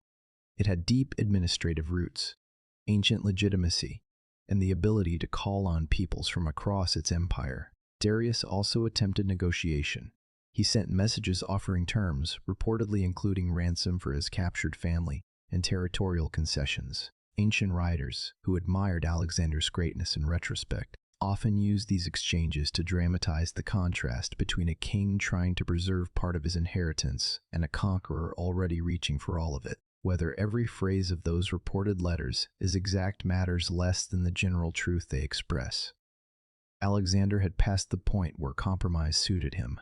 He no longer wanted a favorable settlement. He wanted the empire itself. There was a chilling clarity in that choice. Earlier in the campaign, his aims could still be framed as limited: vengeance for Persian invasions of Greece, liberation of Greek cities in Asia Minor, the continuation of Philip's plans. By now those justifications remained useful, but they no longer defined the real scale of his ambition. After Egypt, after Tyre, after the flight of Darius from Issus, Alexander was pursuing universal kingship in the Eastern world. The war had become dynastic in the broadest sense. He intended not to wound the Persian Empire, but to inherit it, replacing the Achaemenid king as lord of its lands, treasuries, peoples, and symbols. It was a vast claim for a young Macedonian king, yet by this stage his life had already begun to move by vast claims. The armies met near Gaugamela, not far from the older Assyrian lands of Mesopotamia, in a region the Persians had prepared carefully for battle. Darius chose ground that favored large-scale deployment, particularly for cavalry and for the scythed chariots in which he placed some hope. He had learned something from Issus. There would be no narrow coastal plain this time, no cramped terrain to blunt the sheer size of his forces. The field was open and leveled in places for maneuver. The Persian king assembled a host drawn from many parts of his empire, and though ancient numbers are almost certainly exaggerated, there is no doubt that his army was enormous by comparison to Alexander's. The scene must have been overwhelming. A king of Macedon far from home, facing the gathered strength of an empire on ground chosen by its ruler for exactly such a confrontation. Alexander's army, however, possessed qualities that numbers alone could not erase. It was smaller, but more cohesive. Its commanders were accustomed to one another. Its infantry had discipline forged through years of Philip's reforms and Alexander's campaigning. Its cavalry, especially the companion cavalry, remained one of the deadliest strike forces in the ancient world. Most importantly, the army had absolute confidence in its king. Alexander's presence mattered in battle beyond mere command decisions. His soldiers believed not simply that he led them, but that he embodied the momentum of their victories. In ancient warfare, where morale and cohesion could dissolve swiftly, such belief was a form of power in itself. Before the battle, ancient tradition preserves the contrast between Alexander and Parmenion, his experienced senior general. Parmenion is said to have advised a night attack, a practical suggestion against a numerically superior enemy. Alexander supposedly refused, declaring that he would not steal victory, whether the words are exact or polished by later admiration. The story captures something real about his temperament. He wanted not merely to win, but to win in a way that enhanced his stature. Battle for him was never only a military calculation. It was also an act of self-definition. He was willing to risk much for the sake of a more radiant triumph, and by now he had won enough that others often followed, where a more cautious commander might have hesitated. The Battle of Gaugamela, fought in October of 3031 BC, was one of the greatest military encounters of the age. Darius deployed his forces widely, hoping to envelop Alexander or break the Macedonian line through weight and mobility. Alexander responded with flexibility and control, extending his own formations, guarding against encirclement, and moving in a way that drew parts of the Persian army out of position. The battle was not a simple headlong clash. It was a complex struggle of pressure, adjustment, and timing. At key moments, the discipline of the Macedonian formation mattered as much as individual bravery. Units had to hold under attack, pivot under threat, and maintain order amid confusion. Then came the decisive move. Alexander saw an opening in the Persian line and led a concentrated assault toward the center, driving at the place where Darius stood. This was his characteristic method at its most dangerous and most effective. He did not merely seek to kill enemy soldiers in large numbers. He aimed at the nerve of command. In armies so bound to royal presence, the king's position was the moral center of the battle. If Darius held, Persian resistance might continue. If Darius broke, the vast host around him could disintegrate. Once again, as at Issus, Alexander's attack created exactly that crisis. Under direct threat and with pressure building around him, Darius fled the field. The consequences were enormous. Persian resistance did not vanish in every part of the battlefield at once, and elsewhere the fighting remained severe. Parmenion's wing was heavily pressed, and the battle was dangerous enough that Alexander had to make decisions between immediate pursuit and broader tactical necessity. But the flight of Darius settled the essential question. Gaugamela was not merely another victory. It was the defeat that shattered Persian imperial confidence. The great king had assembled his strength, chosen his ground, and still failed to stop the Macedonian advance. No later battle would carry the same weight. The empire could still resist in fragments, but its claim to invincible central rule was broken beyond repair. If Issus had revealed Alexander as a conqueror of kings, Gaugamela revealed him as a replacement for a king. After that field, the road to the great capitals of the Persian Empire lay open. Babylon, among the richest and most ancient cities in the world, surrendered to him. This was an event heavy with symbolism. Babylon was not just a city of wealth and administration. It was a city of memory, of empire upon empire, a place whose name carried the grandeur of Mesopotamian civilization itself. For Alexander to enter it in triumph was to step into a role far larger than Macedonian kingship. He was no longer only subduing enemies, he was taking possession of the historical centers of the East. His conduct in Babylon was measured and politically astute. He did not sack it indiscriminately. He respected religious institutions, offered sacrifices, and presented himself as legitimate ruler rather than mere destroyer. This pattern is important. Alexander could be devastating in the face of resistance, as Thebes and Tyre had shown, but when cities submitted, especially cities of high symbolic value, he often preferred preservation and appropriation to ruin. He wanted the empire he conquered to become his own, and that required more than plunder.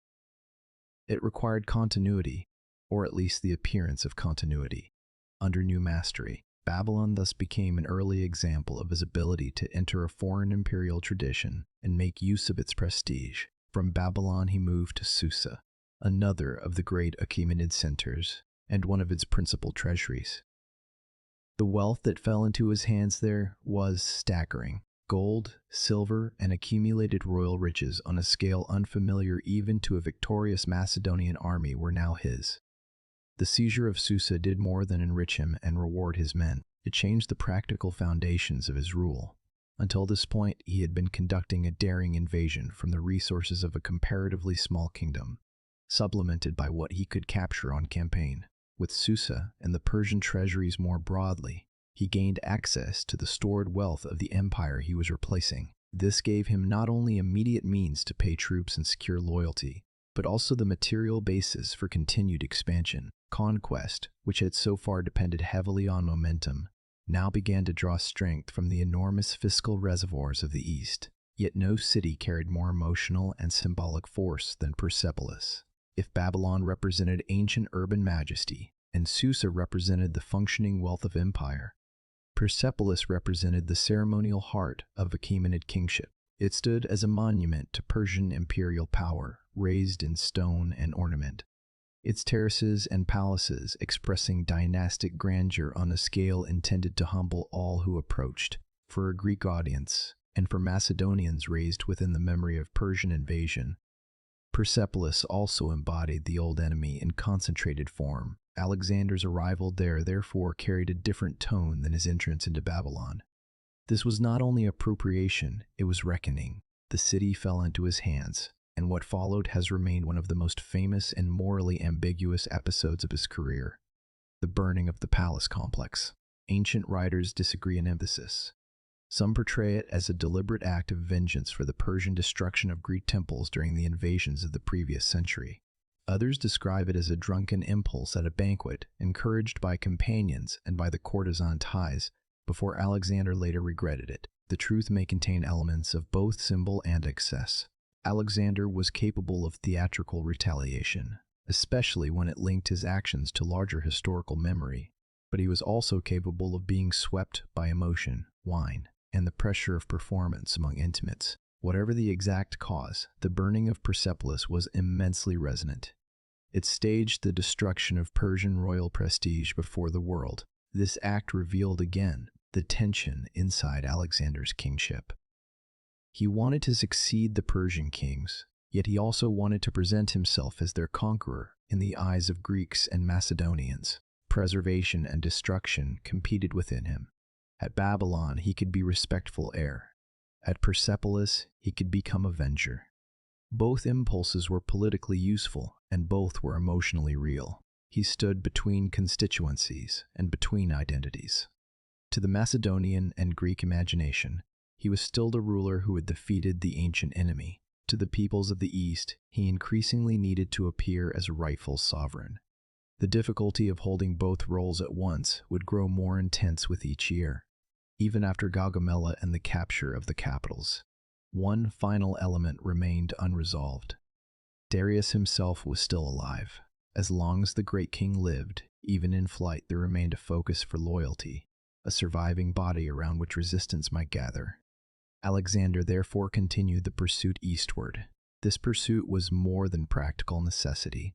It had become almost personal, an extension of his need to complete what battle had begun. He had defeated Darius twice and taken his capitals, but in some sense the war between them remained unfinished until the Persian king was either captured or dead. The end came not in another great battle, but in disintegration and betrayal. As Alexander pressed east, Darius's support narrowed. The immense empire that had sustained the Achaemenid line for generations no longer held together under defeat. Eventually, Darius was seized by men within his own circle, most notably the satrap Bessus, who hoped perhaps to preserve power by controlling the king or by replacing him as leader of eastern resistance. When Alexander's forces closed in, Darius was killed by his captors, abandoned in a wagon as they fled. Ancient sources often present Alexander as arriving too late, finding the fallen king and covering his body with respect. Whether every scene is embroidered or not, the larger meaning is plain. Darius did not fall to Alexander's spear in glorious combat. He fell because empire, once broken at the top, had begun to consume itself. Alexander's reaction to Darius's death is telling. He appears to have treated the dead king with dignity, sending the body for royal burial according to Persian custom. This was politically intelligent, but it also suited the image he now wished to inhabit. Darius had been his enemy, yet he was also the monarch whose place Alexander was claiming. To honor him in death strengthened Alexander's own legitimacy as successor. It also allowed him to condemn Bessus, not merely as a rebel against Persia, but as a traitor against lawful kingship. In this way, Alexander shifted subtly but decisively from conqueror of the Persian Empire to avenger of its murdered king, a rhetorical transformation that helped justify his continued campaign in the East. By the death of Darius, the Achaemenid Empire as an independent ruling power had effectively come to an end. This was one of the great turning points in ancient history. A dynasty that had governed much of the known Eastern world for more than 2 centuries had fallen, and in its place stood a Macedonian in his 20s. The scale of the transformation is difficult to overstate. Alexander had begun as heir to Philip, king of a powerful but comparatively recent hegemon in Greece. He had now overthrown the greatest empire of his age and taken possession of its capitals, treasuries, and royal inheritance. The political center of the Near East had shifted into his hands, yet victory did not bring simplicity. The collapse of Persian imperial authority raised new questions more difficult than those of battle. What did it mean for a Macedonian king to rule Babylon, Susa, and Persepolis? How should he present himself to Persians, Medes, Babylonians, and the many other peoples now under his power? Was he the destroyer of the old empire or its continuation under a new house? Alexander could not avoid such questions, because military success had carried him into an imperial condition for which no Macedonian precedent existed. His answer, still forming, would involve a growing willingness to adopt Persian styles of kingship and a broader conception of rule. Those developments lay just ahead, but the necessity for them was born here, in the aftermath of triumph. The tone of this period was climactic, because it completed the central military contest of his life. Gaugamela was the battle that proved his genius on the largest scale. Babylon, Susa, and Persepolis were the prizes that confirmed the material and symbolic reality of that victory. The death of Darius marked the end of one age and the beginning of another, but the period was also transformative in a deeper sense. Alexander himself changed through success.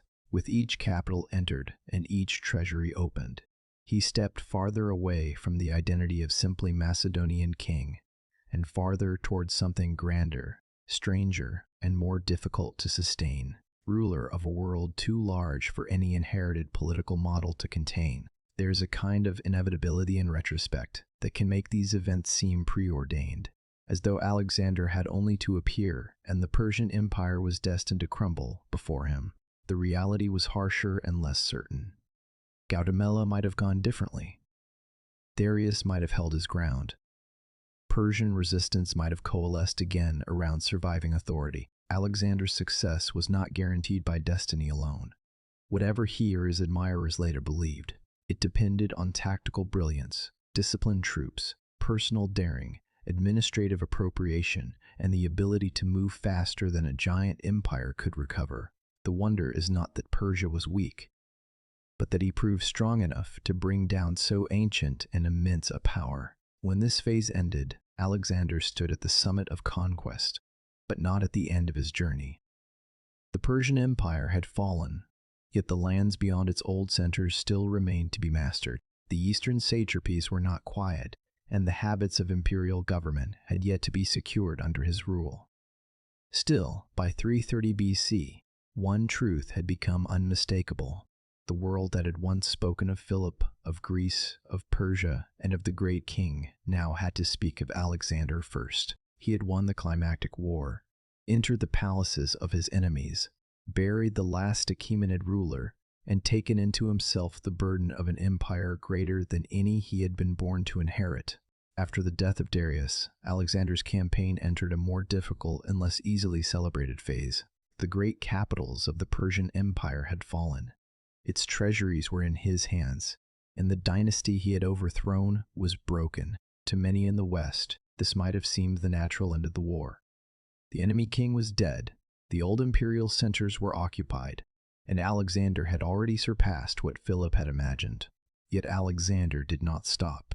He pressed farther east, into regions that were less familiar to Greeks and Macedonians, more varied in custom and terrain, and much harder to master through a single decisive battle. In these lands, conquest no longer had the clear shape of Gaugamela or the grand symbolism of Persepolis.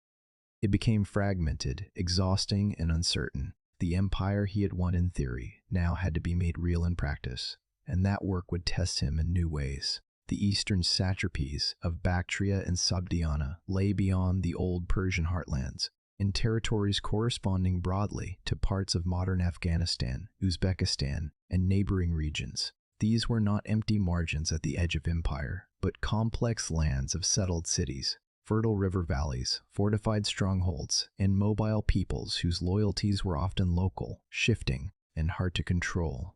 Persian rule had reached them, but even the Achaemenids had governed such regions through layered arrangements, local elites, and the constant need to adapt.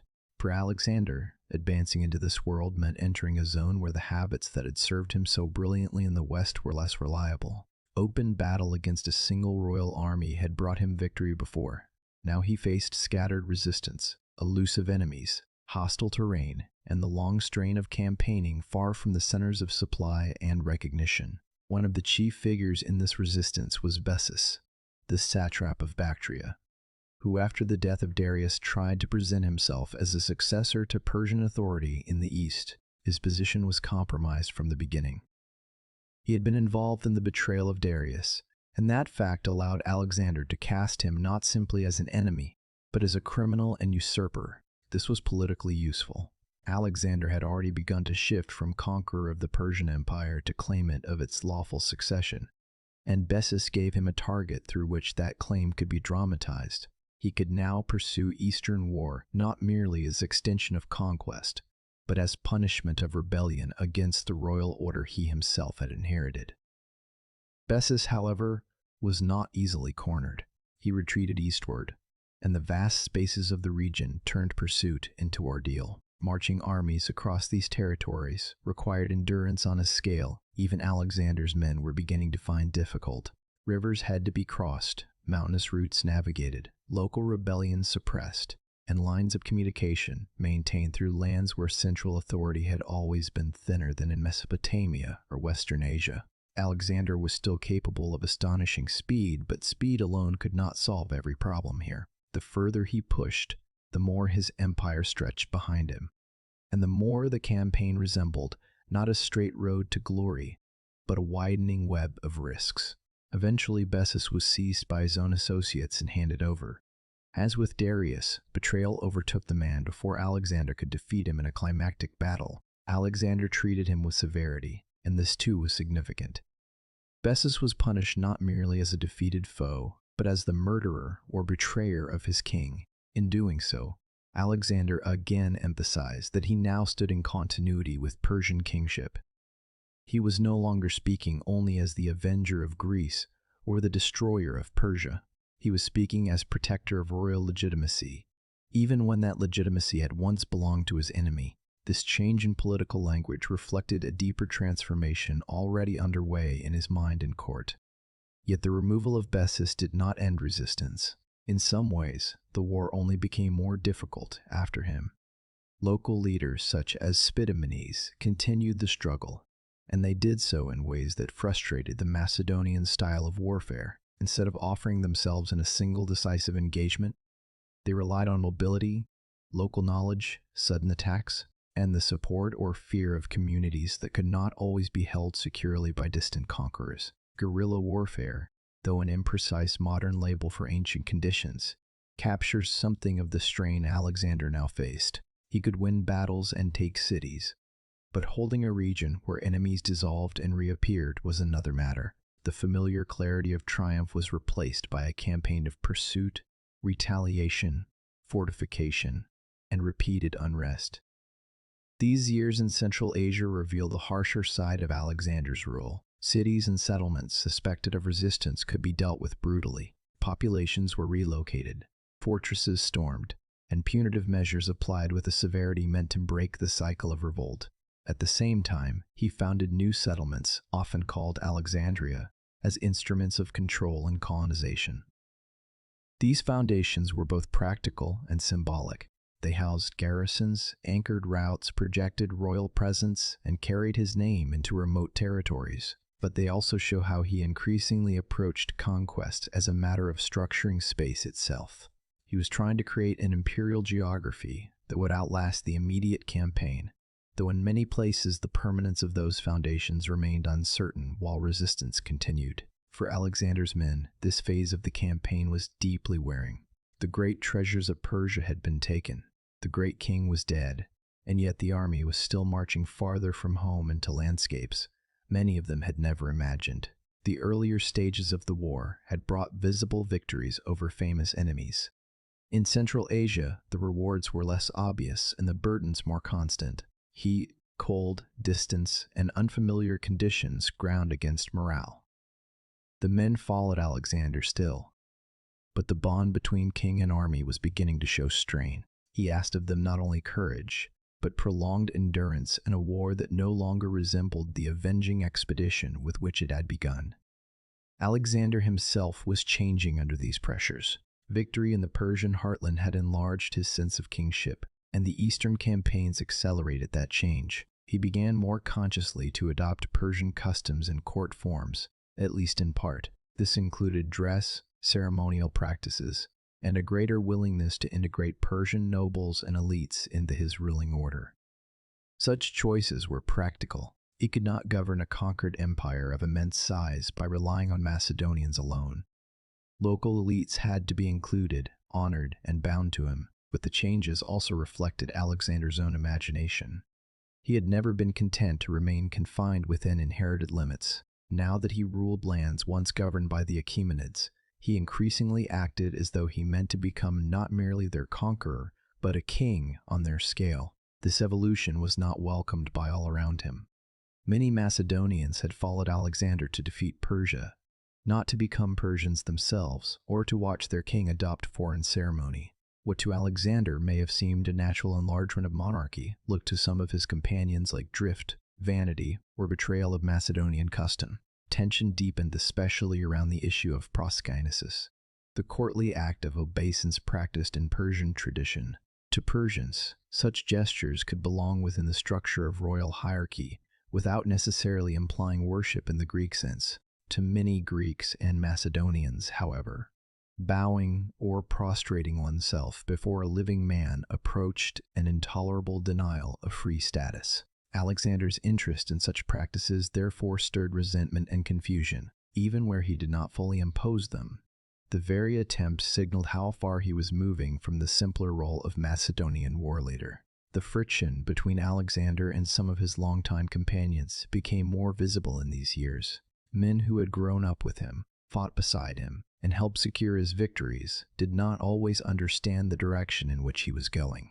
Their loyalty had been personal and political, but it was rooted in a shared aristocratic culture that assumed a certain closeness between king and companions, even amid hierarchy. As Alexander's kingship expanded in grandeur and distance, that closeness became harder to preserve. He was still capable of warmth, generosity, and intimate trust, but he was also becoming more suspicious, more demanding, and more conscious of his own singularity. The vastness of his achievement was beginning to isolate him. One of the darkest episodes of this period was the killing of Cletus the Black. Cletus had once saved Alexander's life at Granicus and belonged to the older circle of trusted Macedonian officers. During a banquet amid drink and escalating tensions, a quarrel broke out over Alexander's conduct, and perhaps over his growing preference for Persian ways and exaggerated praise of his own achievements. The dispute turned violent, and Alexander killed Cletus with his own hand. Ancient writers dwell on the horror and remorse that followed, and the event clearly shook him deeply. Yet remorse could not erase what had happened. The killing exposed the dangerous pressure building inside his kingship. The man who had led companions into glory had now slain one of them in anger. Unable in that moment to bear contradiction from a voice too familiar and too honest, this tragedy matters not only because of its emotional force, but because it revealed how strained Alexander had become. The long campaigns, the widening gap between his ambition and his men's understanding, the ceremonial changes at court, and the burden of ruling peoples of many languages and traditions were all pressing upon him. He was still brilliant, still formidable, still capable of inspiring wonder, but he was no longer the youthful conqueror of Issus. Empire had added weight to his character. He had become more than king of Macedon. Yet in becoming more, he had also become harder for those closest to him to reach. Another revealing incident was the fate of Callisthenes, the historian related to Aristotle who had joined the expedition and had at first helped celebrate Alexander's deeds in language worthy of epic memory. Callisthenes appears to have resisted the movement toward proskynesis and the more exalted claims being made around Alexander's person. Later he became implicated, rightly or wrongly, in the so-called Pages conspiracy, a plot among royal attendants. He was arrested and died in captivity. The exact measure of his involvement remains uncertain, but the broader significance is plain. Independent speech around Alexander had become dangerous. The court that once nurtured frank aristocratic exchange was giving way to a more guarded atmosphere, one in which criticism could be interpreted as disloyalty and distance from the king could quickly become fatal. And yet, alongside brutality, suspicion, and strain, this period also brought one of the most intimate and symbolically important acts of Alexander's life, his marriage to Roxana. She was the daughter of a Bactrian noble, and ancient tradition remembers her as exceptionally beautiful. Though such descriptions often reflect literary habit as much as observed fact, the marriage had political value, helping bind a local elite family to Alexander's rule. But the sources also suggest a more personal element than in many dynastic marriages of the ancient world. Whether affection was central or merely present alongside strategy, the union mattered because it represented Alexander's growing willingness to root himself within the Eastern world he was conquering. Roxana stands at the intersection of policy and personal transformation. Through her, Alexander did not merely take tribute or demand submission from Central Asia. He joined himself to it. The marriage symbolized an empire no longer content to remain a Macedonian occupation of conquered lands. It pointed toward fusion, however incomplete and difficult, toward a ruling identity that drew together conqueror and conquered. To some Macedonians, such unions may have seemed another step away from home. To Alexander, it was increasingly part of the logic of empire. If he meant to rule Asia, he could not remain forever a stranger passing through it. Even in practical terms, Central Asia taught him adaptation. He adjusted tactics, used local intelligence, built fortresses, founded cities, and learned that empire in these regions required flexibility rather than reliance on one overwhelming blow. The lessons were costly, but they broadened his capabilities as ruler and commander. He was forced to govern while campaigning, to absorb difference while imposing order, and to imagine sovereignty not only as victory in battle, but as management of cultures, loyalties, roads, marriages, and symbols. The old heroic model, so powerful in his youth, did not entirely vanish, but it had to coexist now with the far more complicated reality of imperial administration. These years were therefore among the most complex of Alexander's life. In military terms, they lacked the clean grandeur of Gaugamela. In emotional terms, they revealed a man under strain, capable of visionary adaptation and terrible excess in equal measure. In political terms, they marked the decisive movement toward a blended kingship. one that sought to incorporate Persian and Central Asian elements into a new ruling order. The process was incomplete, resisted, and often contradictory, but it was real. Alexander was no longer simply conquering an empire. He was trying, unevenly and sometimes violently, to become the kind of ruler such an empire required. By the time he prepared to move farther east toward India, he had survived the hardest kind of campaigning thus far. Not the dramatic clash of two great armies, but the slow grinding test of endurance, rebellion, and transformation. He had punished traitors, broken resistance where he could, founded cities, married into local nobility, and pushed his kingship beyond the habits of Macedon. But he had also alienated some of his companions, revealed dangerous impulses in himself, and driven his army through years of increasingly remote war. The strain did not stop him. If anything, it sharpened the restless force that kept him moving. Yet the cost of that motion was beginning to show. So this chapter of his life stands as a turning point, of a quieter but deeper kind. The Persian Empire had fallen in the West. In Central Asia, Alexander confronted the problem of what victory really meant when the conquered world refused to remain still. He met that challenge with adaptation, ruthlessness, and an expanding vision of kingship that reached beyond any Macedonian precedent. The result was not peace, but a more complicated empire and a more complicated man. Out of the dust of Bactria and Sogdiana, through siege, pursuit, marriage, suspicion, and cultural experiment, Alexander emerged more powerful than before, but also more burdened, more isolated, and more committed than ever to the idea that no horizon yet reached could be his final one. When Alexander turned from Central Asia toward the lands beyond the Hindu Kush, he was moving into the furthest reach of his ambition. By 327 BC, he had already overthrown the Persian Empire, marched through regions many Greeks had scarcely imagined in concrete terms, and forced his authority across an immense arc of territory. Yet he still did not stop. The world ahead, which Greek and Macedonian understanding called India in a broad and imprecise way, was not entirely unknown, but it lay beyond the old Persian core and beyond the limits at which many in his army might reasonably have believed the campaign should end. Alexander approached it not as a man seeking a natural conclusion, but as one for whom every new horizon invited another crossing. The force that had always driven him forward, the refusal to accept a boundary merely because others accepted it, remained undiminished. But now it would meet not only new enemies and landscapes, but the deep exhaustion of the men who had followed him so far. The passage into the Indian campaign was itself an act of endurance. The army crossed difficult mountain regions, fought to secure routes, and advanced through terrain that imposed new burdens on movement and supply. The farther east Alexander moved, the less the old language of revenge against Persia could explain what he was doing.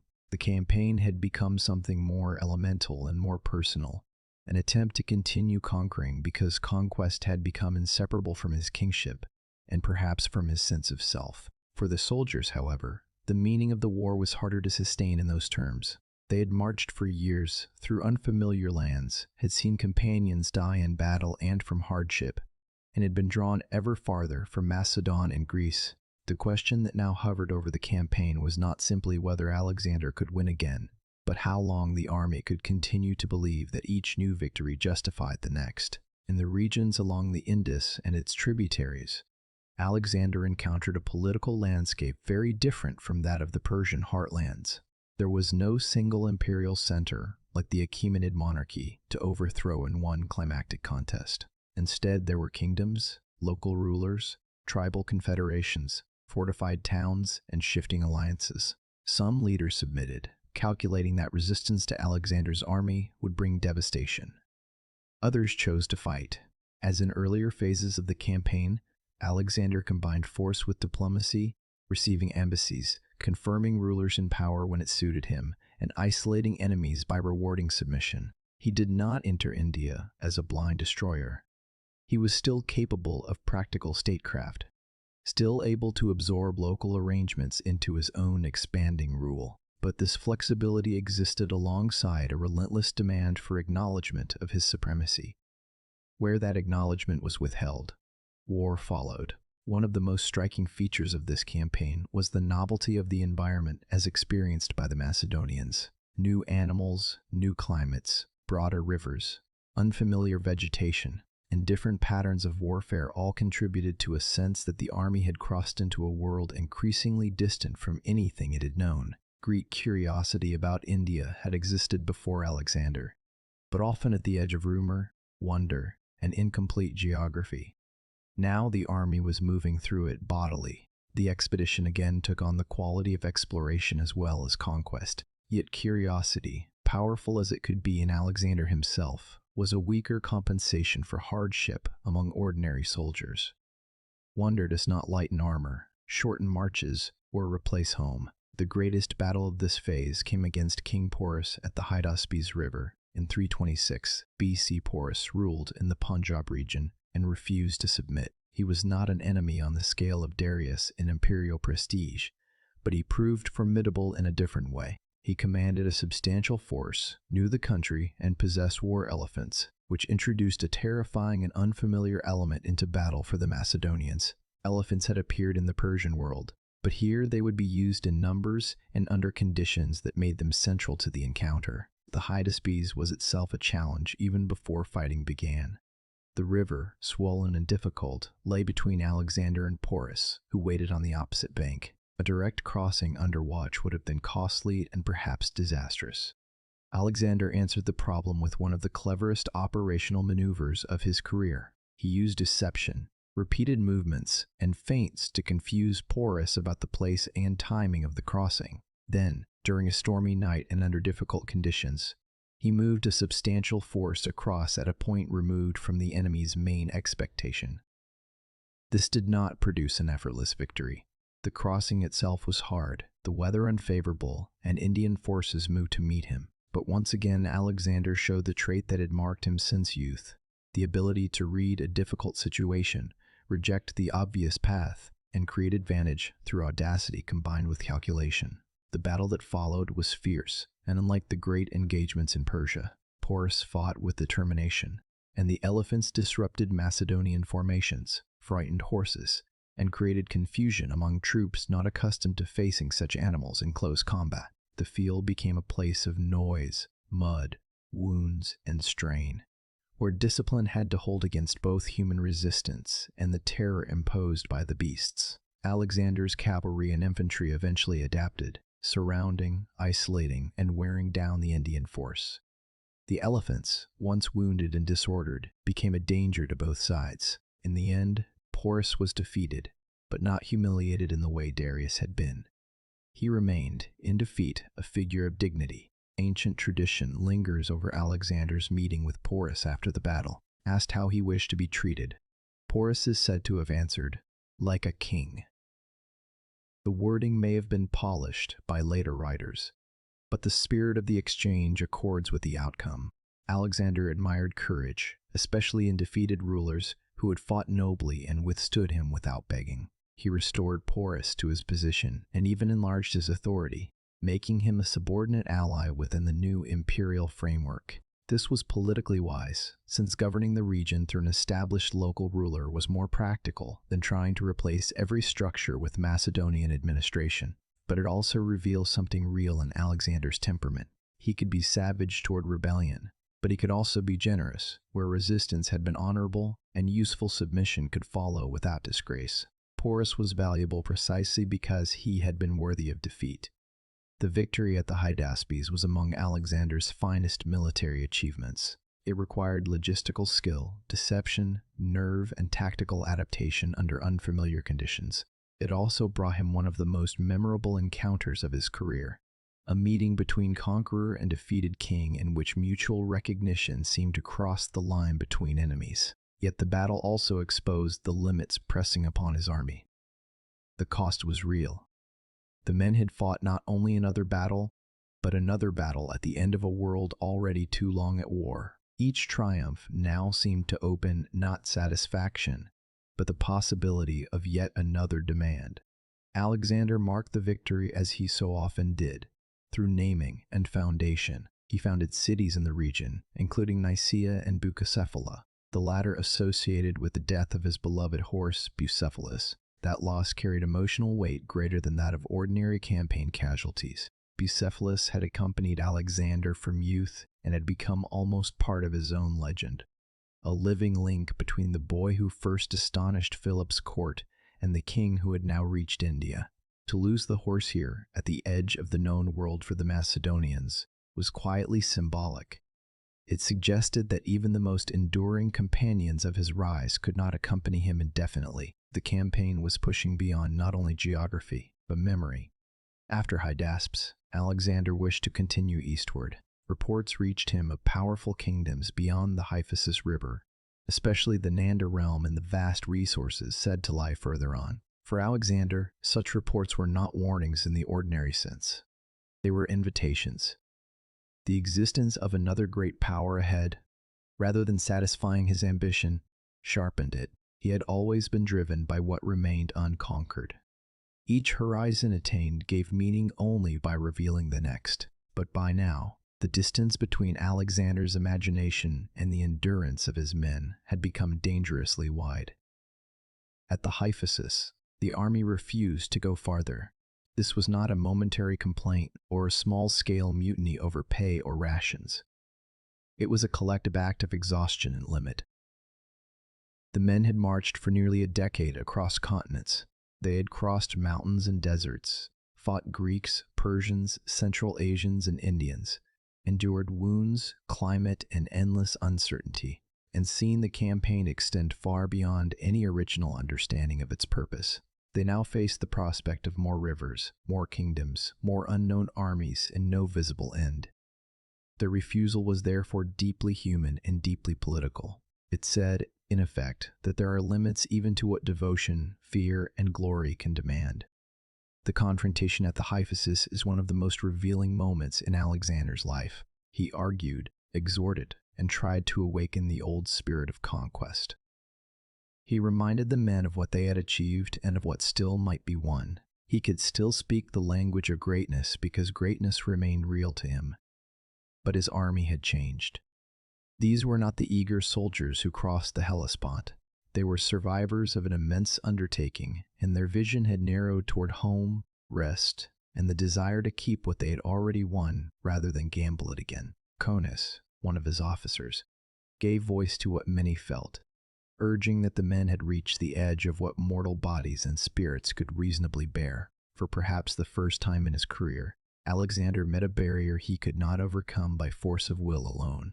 He withdrew in anger and grief, waiting in his tent, perhaps hoping the army would relent. It did not. In the end, he yielded.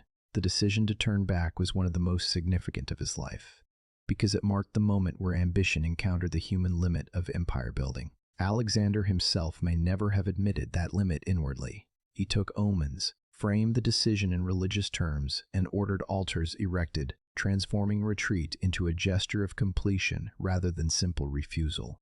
But the essential fact remained. The eastward advance had stopped not because he had been defeated in battle, but because his men would follow no farther.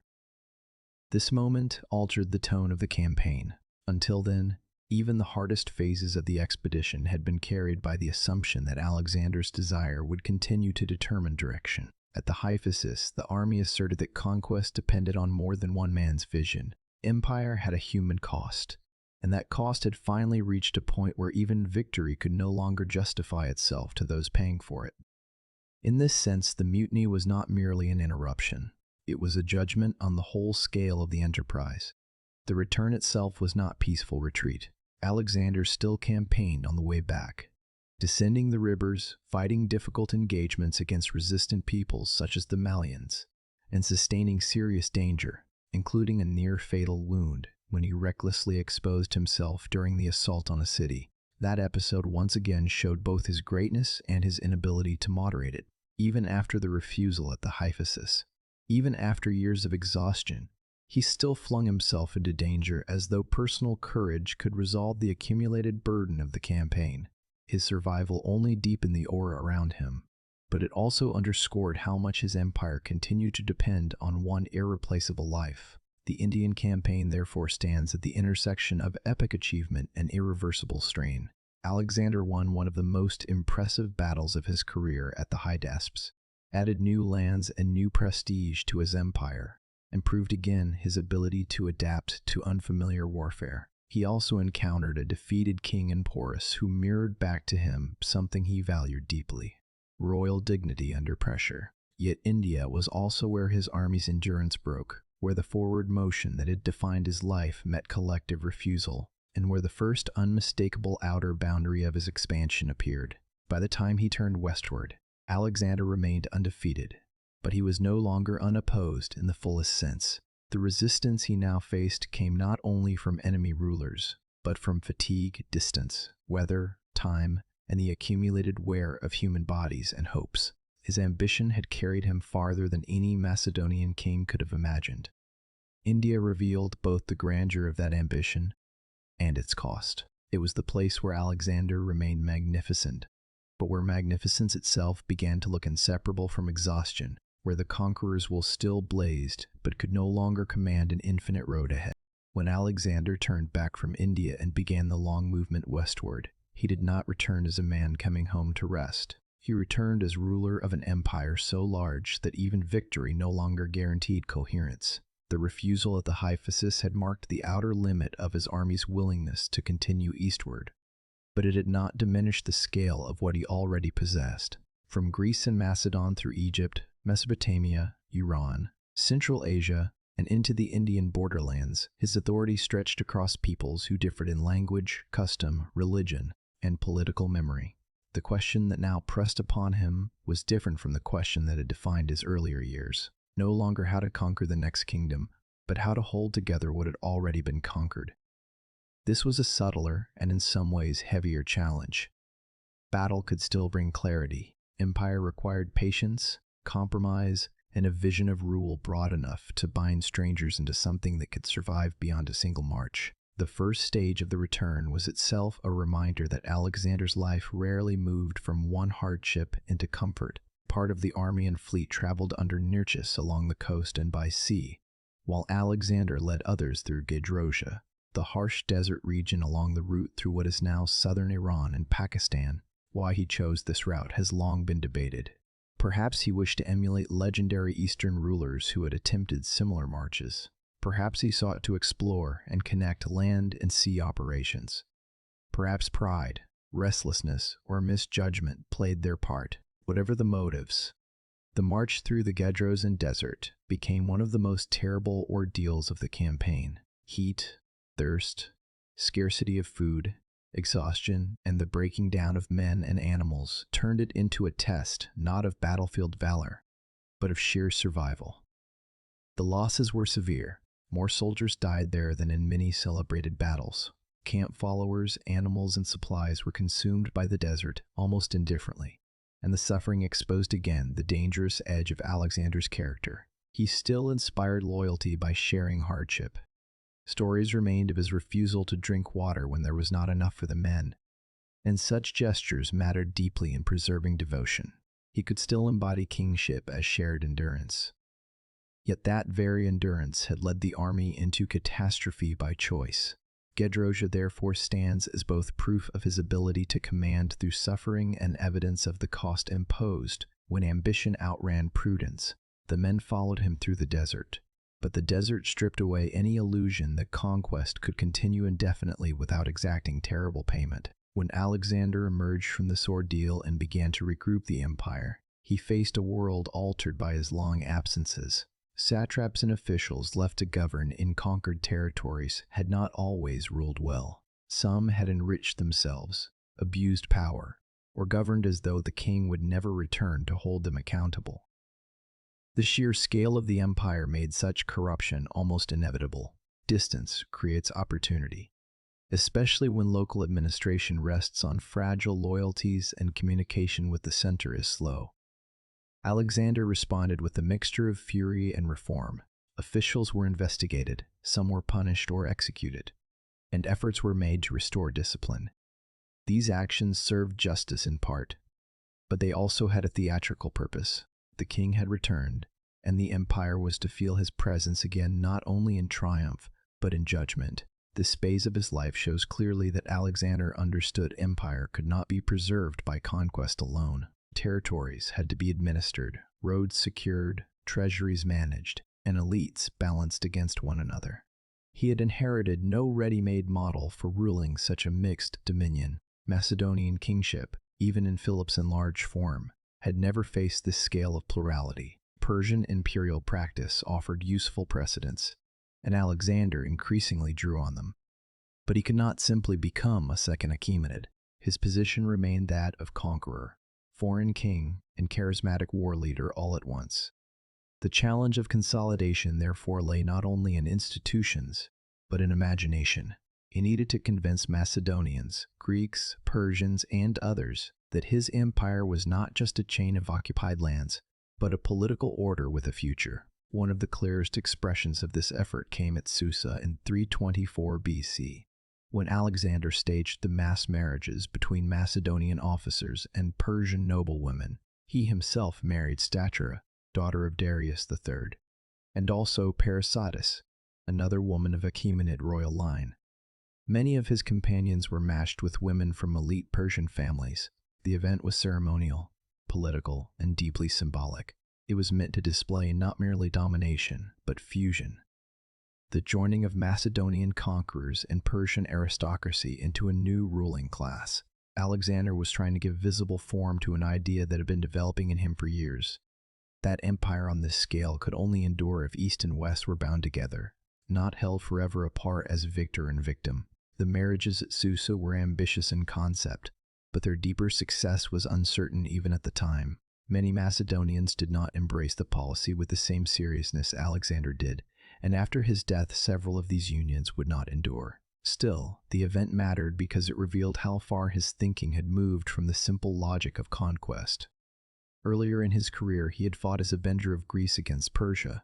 Now he was marrying into the Persian royal house and urging his officers to do the same among Persian nobility. The old opposition between conqueror and conquered was being reworked into something more complicated. Not equality in any modern sense, and not peace free of coercion, but an imperial blending in which legitimacy might be drawn from both traditions. This same impulse appeared in his treatment of Persian and other Eastern elites more broadly.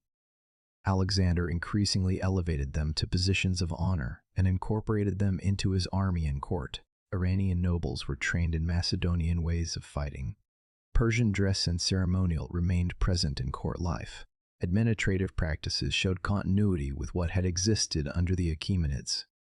To Alexander, all this likely seemed not only useful but necessary. The empire was too large to be ruled by Macedonians alone, and the longer he remained in Asia, the more he came to regard himself as king of that whole world rather than merely of the men who had first followed him there. But what seemed necessary to Alexander often seemed threatening to many Macedonians. They had conquered under one set of assumptions and now found themselves asked to share prominence with peoples they had defeated. The army had endured years of hardship, believing its rewards would confirm its own superiority. Instead, the king increasingly honored foreigners, adopted aspects of foreign kingship, and spoke through policies that seemed to dilute the privileged place of Macedonian companions. This tension had been growing since the Eastern campaigns, and during the return it became sharper. Alexander wanted transformation. Many around him wanted recognition for what they had already endured, not a new identity imposed after the fact. The strain surfaced dramatically at Opus, where Alexander announced that aging or wounded Macedonian veterans would be discharged and sent home with honor and reward. By itself, this might have been received as generous, but it came within a wider atmosphere of suspicion. The men feared replacement by Eastern troops and resented the king's continued elevation of Persians within the military and court hierarchy. Their anger erupted into open protest.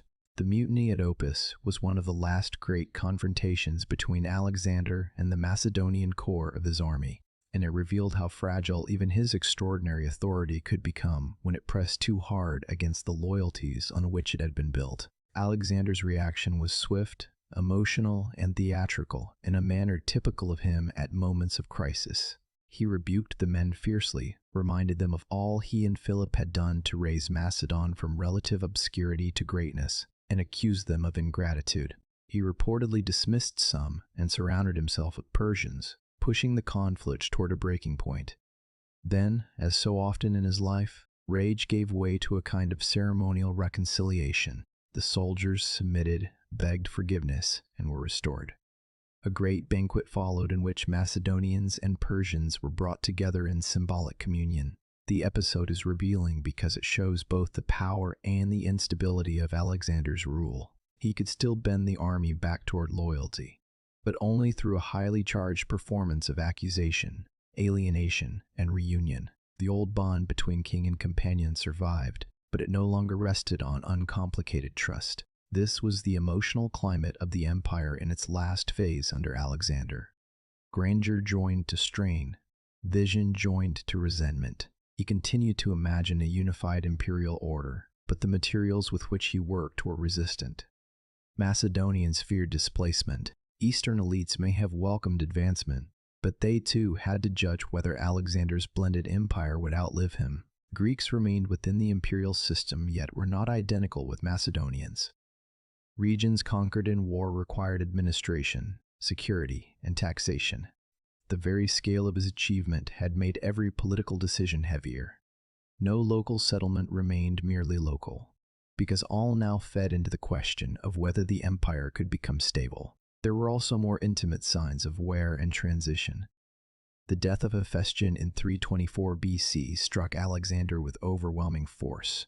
Hephaestion had been more than a companion. He had been a lifelong intimate, perhaps the closest personal presence in Alexander's world. A man tied to his youth, his campaigns, and his inner life in a way few others could claim. When Hephaestion died at Ecbatana, whether of illness or compounded physical strain, Alexander's grief was immense and public. He ordered mourning on a grand scale, cut the manes of horses, planned monumental honors, and seemed for a time almost unmoored by the loss. This grief matters not merely as a private tragedy, but as part of the empire's atmosphere in its final stage. Alexander had become increasingly isolated by greatness, by suspicion, by ceremonial distance, and by the deaths of men who belonged to the earlier, more intimate phases of his life. With Hephaestion gone, the emotional cost of that isolation deepened. The empire still moved, officials still governed, armies still marched, and plans still formed. But the human circle around Alexander was thinning. He remained a figure of tremendous energy. Yet one senses in these final years a growing loneliness beneath the outward magnificence. Even so, he did not lapse into passivity. He continued to plan, organize, and think on an imperial scale. Naval exploration, Arabian campaigns, administrative reforms, and the integration of far-flung territories remained before him. His mind still moved forward, as it always had, but the emphasis of his life had shifted. He was no longer simply the conqueror driving toward the next battle. He was trying to hold together what conquest had created, to turn momentum into structure. This was perhaps the greatest transition of all, and it came at a moment when both he and his empire were under heavy strain. The return from India and the attempts at consolidation thus reveal Alexander in one of his most complex forms. He was still capable of dazzling symbolic acts, of fierce judgment, of emotional display, and of strategic imagination. He was also confronting the hard reality that empire requires more than brilliance in battle. It requires institutions, cooperation, and time. Time was the one resource he had never learned to trust, because his entire life had been shaped by speed. Philip's rise had been swift. His own victories had been won through rapid movement and decisive blows. But empires do not settle at the pace of cavalry charges. They require repetition, patient management, and a rhythm slower than the one to which his genius was most naturally suited.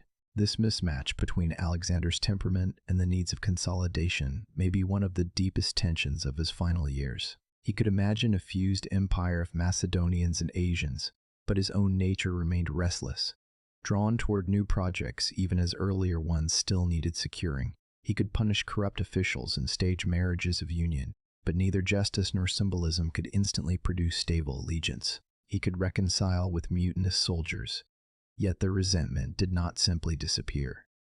The empire was becoming real, but not settled. It rested on his presence, his charisma, and his ability to keep conflicting groups within the orbit of his will. By the time he moved again toward Babylon, where new plans were gathering, Alexander had done something extraordinary and incomplete. He had returned from the furthest reaches of conquest through suffering and loss. He had attempted to reshape the ruling order of his empire through marriage, integration, and administrative correction. He had faced rebellion within the army and contained it. He had mourned the death of the companion closest to him. He had tried, with all the force of his imagination, to bind East and West into a single political future, but the very need for such repeated acts of control and symbolism revealed how unstable that future still was. So this period stands as one of reflection, strain, and transition. The empire Alexander had won could not simply be left to itself. It had to be argued into existence through policy, ritual, and the continued projection of his own authority. He was no longer only a conqueror at the edge of the world. He was a ruler burdened by the center he had created, trying to teach an enormous and divided dominion how to imagine itself as one. In that effort, there was vision, but also fatigue. There was grandeur, but also fracture. The return from India did not bring closure. It brought Alexander face to face with the most difficult question of all: whether the vast world he had conquered could ever truly become the world he meant to govern. By the spring of 323 BC, Alexander had returned to Babylon, the city that now seemed the natural center of his empire. It was ancient, wealthy, symbolically immense, and placed within reach of the vast territories he had brought under his rule. From there he could look west toward Macedon and Greece, south toward Arabia and Egypt, east toward Iran and beyond, and north toward the great inland routes that tied the empire together. Babylon was not merely a resting place after long campaigning. It was becoming the seat from which Alexander might attempt to turn conquest into a durable order. Yet by the time he settled there, his life had reached a strange point of tension. He was still young, still undefeated in the field, still full of plans, and still surrounded by the aura of a man chosen for extraordinary things. But the empire around him remained unstable. His companions were diminished by strain and death, and the pace at which he had lived had already consumed more than most men could bear in a lifetime. Even in these last months, Alexander did not behave like a ruler satisfied with what he had already done. Preparations were underway for further enterprises, including campaigns in Arabia and perhaps beyond. Naval arrangements, military organization, administrative appointments, and ceremonies of kingship continued. The machinery of empire had not paused. Nor had Alexander's imagination. He remained a man for whom stillness was difficult, perhaps impossible.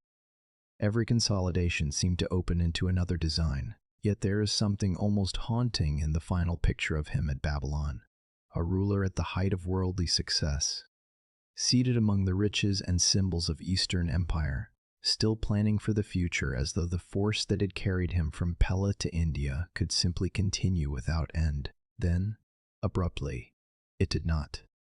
In June of 323 BC, Alexander fell ill. Ancient accounts differ in their exact chronology and in their explanations. Some speak of fever developing after a banquet and heavy drinking. Others emphasize gradual decline over a number of days. Theories of poisoning appeared later and have never disappeared from the imagination. But no firm ancient evidence makes poisoning more compelling than natural illness. Modern speculation has ranged across possibilities, including malaria, typhoid, viral disease, complications from past wounds, or a combination of physical exhaustion and infection. The truth cannot be known with certainty. What matters most is that the man who had survived battlefields, sieges, deserts, and near-fatal wounds was overtaken at last not by an enemy king, but by illness in the capital of the empire he had made. The final days, as remembered in tradition, carry a solemn and almost unreal stillness. Alexander, unable to lead or perhaps eventually even to speak clearly, watched as the army and companions understood that something irreparable was happening. The conqueror who had lived by motion was now confined to a bed. The king whose presence had animated armies and determined the fate of cities was reduced to gestures, glances, and diminishing strength. Ancient writers preserve the image of soldiers filing past him in silence, each man looking on the face that had led them across the known world. Whether every detail of that scene is exact hardly matters. It survives because it expresses a truth deeper than literal certainty. A life so public, so forceful, and so inseparable from action, ended in the helplessness common to all mortal lives. One of the most famous questions attached to his death concerns succession. Asked to whom he left the empire, he is said to have answered, "To the strongest," though the authenticity of that phrase is uncertain. Other traditions suggest he gave his ring to Perdiccas, one of his senior officers, perhaps signaling practical authority rather than a full settlement. What is beyond doubt is that Alexander left no clear adult heir capable of inheriting the whole. Roxana was pregnant, and there was also his half-brother Aridius, later Philip III. But neither option provided the kind of immediate, uncontested leadership needed to hold together such an immense dominion. This absence of an unambiguous successor proved fatal to the unity of the empire. It revealed that Alexander had conquered a world more quickly than he had institutionalized it. The empire was broad, wealthy, and terrifyingly powerful. But it was still centered on one irreplaceable man. Alexander died at roughly 32 years of age. Measured only in years, his life was brief. Measured by action, it was enormous. He had inherited a strong Macedonian kingdom and a Greek hegemonic position built by Philip. He had then crossed into Asia, defeated the Persian Empire, taken Egypt, founded cities, reached India, and attempted to forge a new imperial order that joined Macedonian and Persian elements under his own kingship. Few rulers in history have compressed so much transformation into so little time. Yet his death revealed the fragility hidden beneath that achievement. He had built faster than stability could mature. What seemed in his presence like a single empire now became a prize over which others would fight. The years immediately after his death were shaped by confusion, bargaining, and escalating violence among his leading generals and companions. The men later known as the Diadochi, the successors. At first, there were attempts to preserve the idea of unity, ruling in the name of Philip III Aridius and the infant Alexander IV, the posthumous son of Alexander and Roxana. But the unity was already hollow. The generals controlled armies, provinces, and ambitions of their own. Without Alexander's authority to override rivalry, the empire became a contested inheritance. Regions rose and fell, alliances shifted, wars followed. One by one, the great companions and commanders who had helped build the empire turned to securing fragments of it for themselves. The dream of a single imperial structure stretching intact from the Mediterranean to the east did not survive its founder. This fragmentation was not merely an accident of greed, though greed played its part. It reflected the nature of what Alexander had created. His empire was held together by conquest, charisma, and the habit of obedience to his person. Administrative continuity existed in places, and Persian institutions had been adapted where useful. But there was no settled principle of succession strong enough to command universal acceptance, nor was there a ruling class fully unified across Macedonian and Eastern lines in the way Alexander had hoped to shape one. When he died, the pressures he had kept in tension broke outward. The empire did not collapse into nothing, but it ceased to be one thing. It became several kingdoms, each ruled by men who claimed part of his legacy while fighting over the rest. And yet this is not the whole of his aftermath, because Alexander's true legacy was never limited to the map of his direct political inheritance. In that narrower sense, he failed to found a lasting unified state. In the broader sense of history, he altered the world profoundly. The Hellenistic age that followed his death was born from the space his conquests opened. Greek language, art, political forms, and intellectual traditions spread more deeply across the Eastern Mediterranean and Near East than ever before. Not because Alexander imposed a simple cultural replacement, but because his campaigns shattered older boundaries and created new networks of power, settlement, and exchange. Macedonian and Greek elites settled in cities across Asia and Egypt. Local traditions continued, adapted, and mixed with incoming forms. Royal courts became places where Greek and non-Greek ideas met, competed, and fused. Nowhere is this legacy clearer than in Alexandria in Egypt, the city he founded and never saw in its mature greatness. Under the Ptolemies, one of the dynasties established by his successors, Alexandria became a center of learning, trade, and intellectual life unmatched in much of the ancient world. Its library and scholarly culture symbolized the new age that followed Alexander, an age in which Greek language became a medium of administration, philosophy, science, and literature across territories far beyond the old city-states. But Alexandria was only the most famous example. Across the former empire, cities, courts, trade routes, and military colonies participated in a world transformed by his passage. The consequences reached into economics, religion, diplomacy, and the movement of ideas. This transformation did not erase the peoples Alexander conquered or reduce them to passive recipients of Greek influence.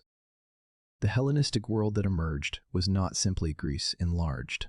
It was a blended and unequal world in which Egyptian, Persian, Mesopotamian, Central Asian, and other traditions continued to shape daily life and royal power. In some places, Greek forms dominated administration and elite culture. In others, they mixed with older customs and new combinations.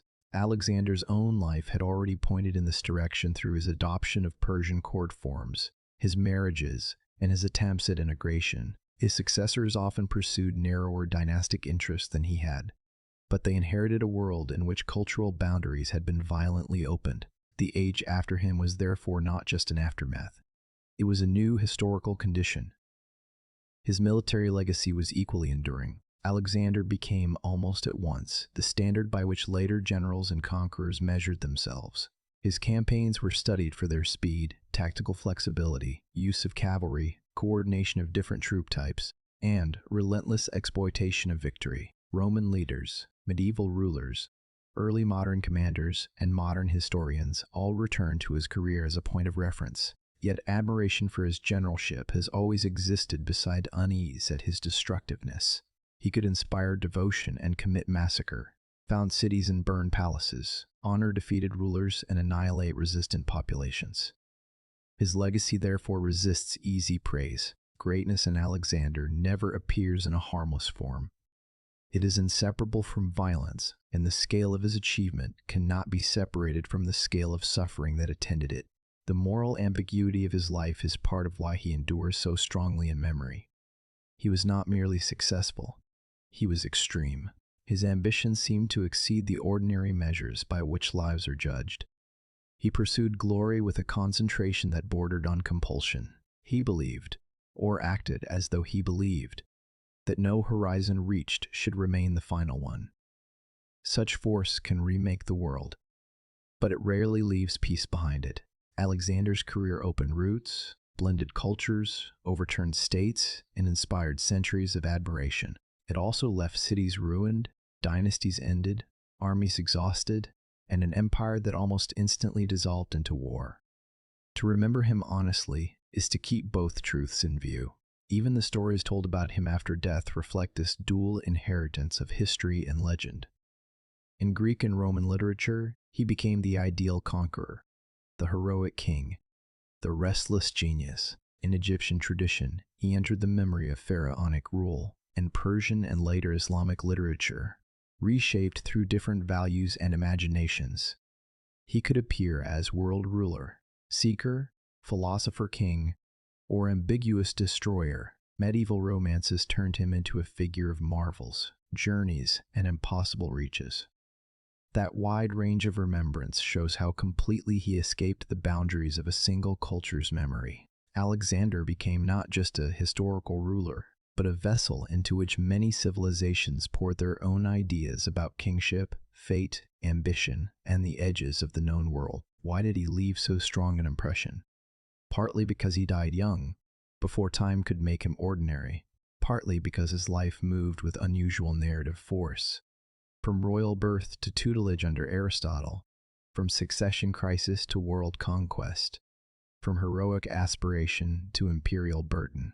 But more deeply, he endured because he embodied a question that history never stops asking. What happens when exceptional human will meets the scale of the world itself? In Alexander's case, the answer was not simple triumph. It was transformation, brilliance, destruction, and incompletion all at once. He reached farther than those before him, but even he could not make ambition infinite or empire permanent. There is a final poignancy in that incompletion.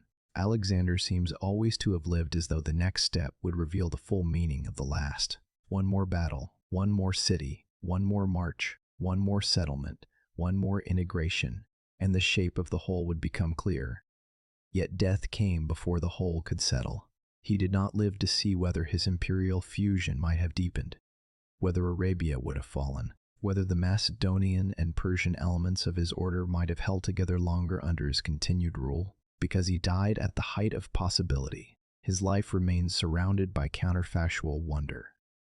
But history is made not only by what might have been, it is made by what was done, and what was done was enough to alter 3 continents. So the story closes not with a stable empire quietly inherited, but with a death in Babylon and a world left changed beyond recovery. The man born in Pella in 356 BC, raised between Philip's ambition and Olympias's fierce sense of destiny, educated in Greek thought and hardened in Macedonian war, had crossed from prince to conqueror to emperor in little more than a decade. He died before his vision could be secured. Yet his passage reshaped politics, culture, and imagination from the Mediterranean to Central Asia. The empire was divided, but the age that followed bore his mark everywhere. That is the deepest meaning of his legacy. Alexander did not leave behind a lasting unified state. He left behind a transformed world.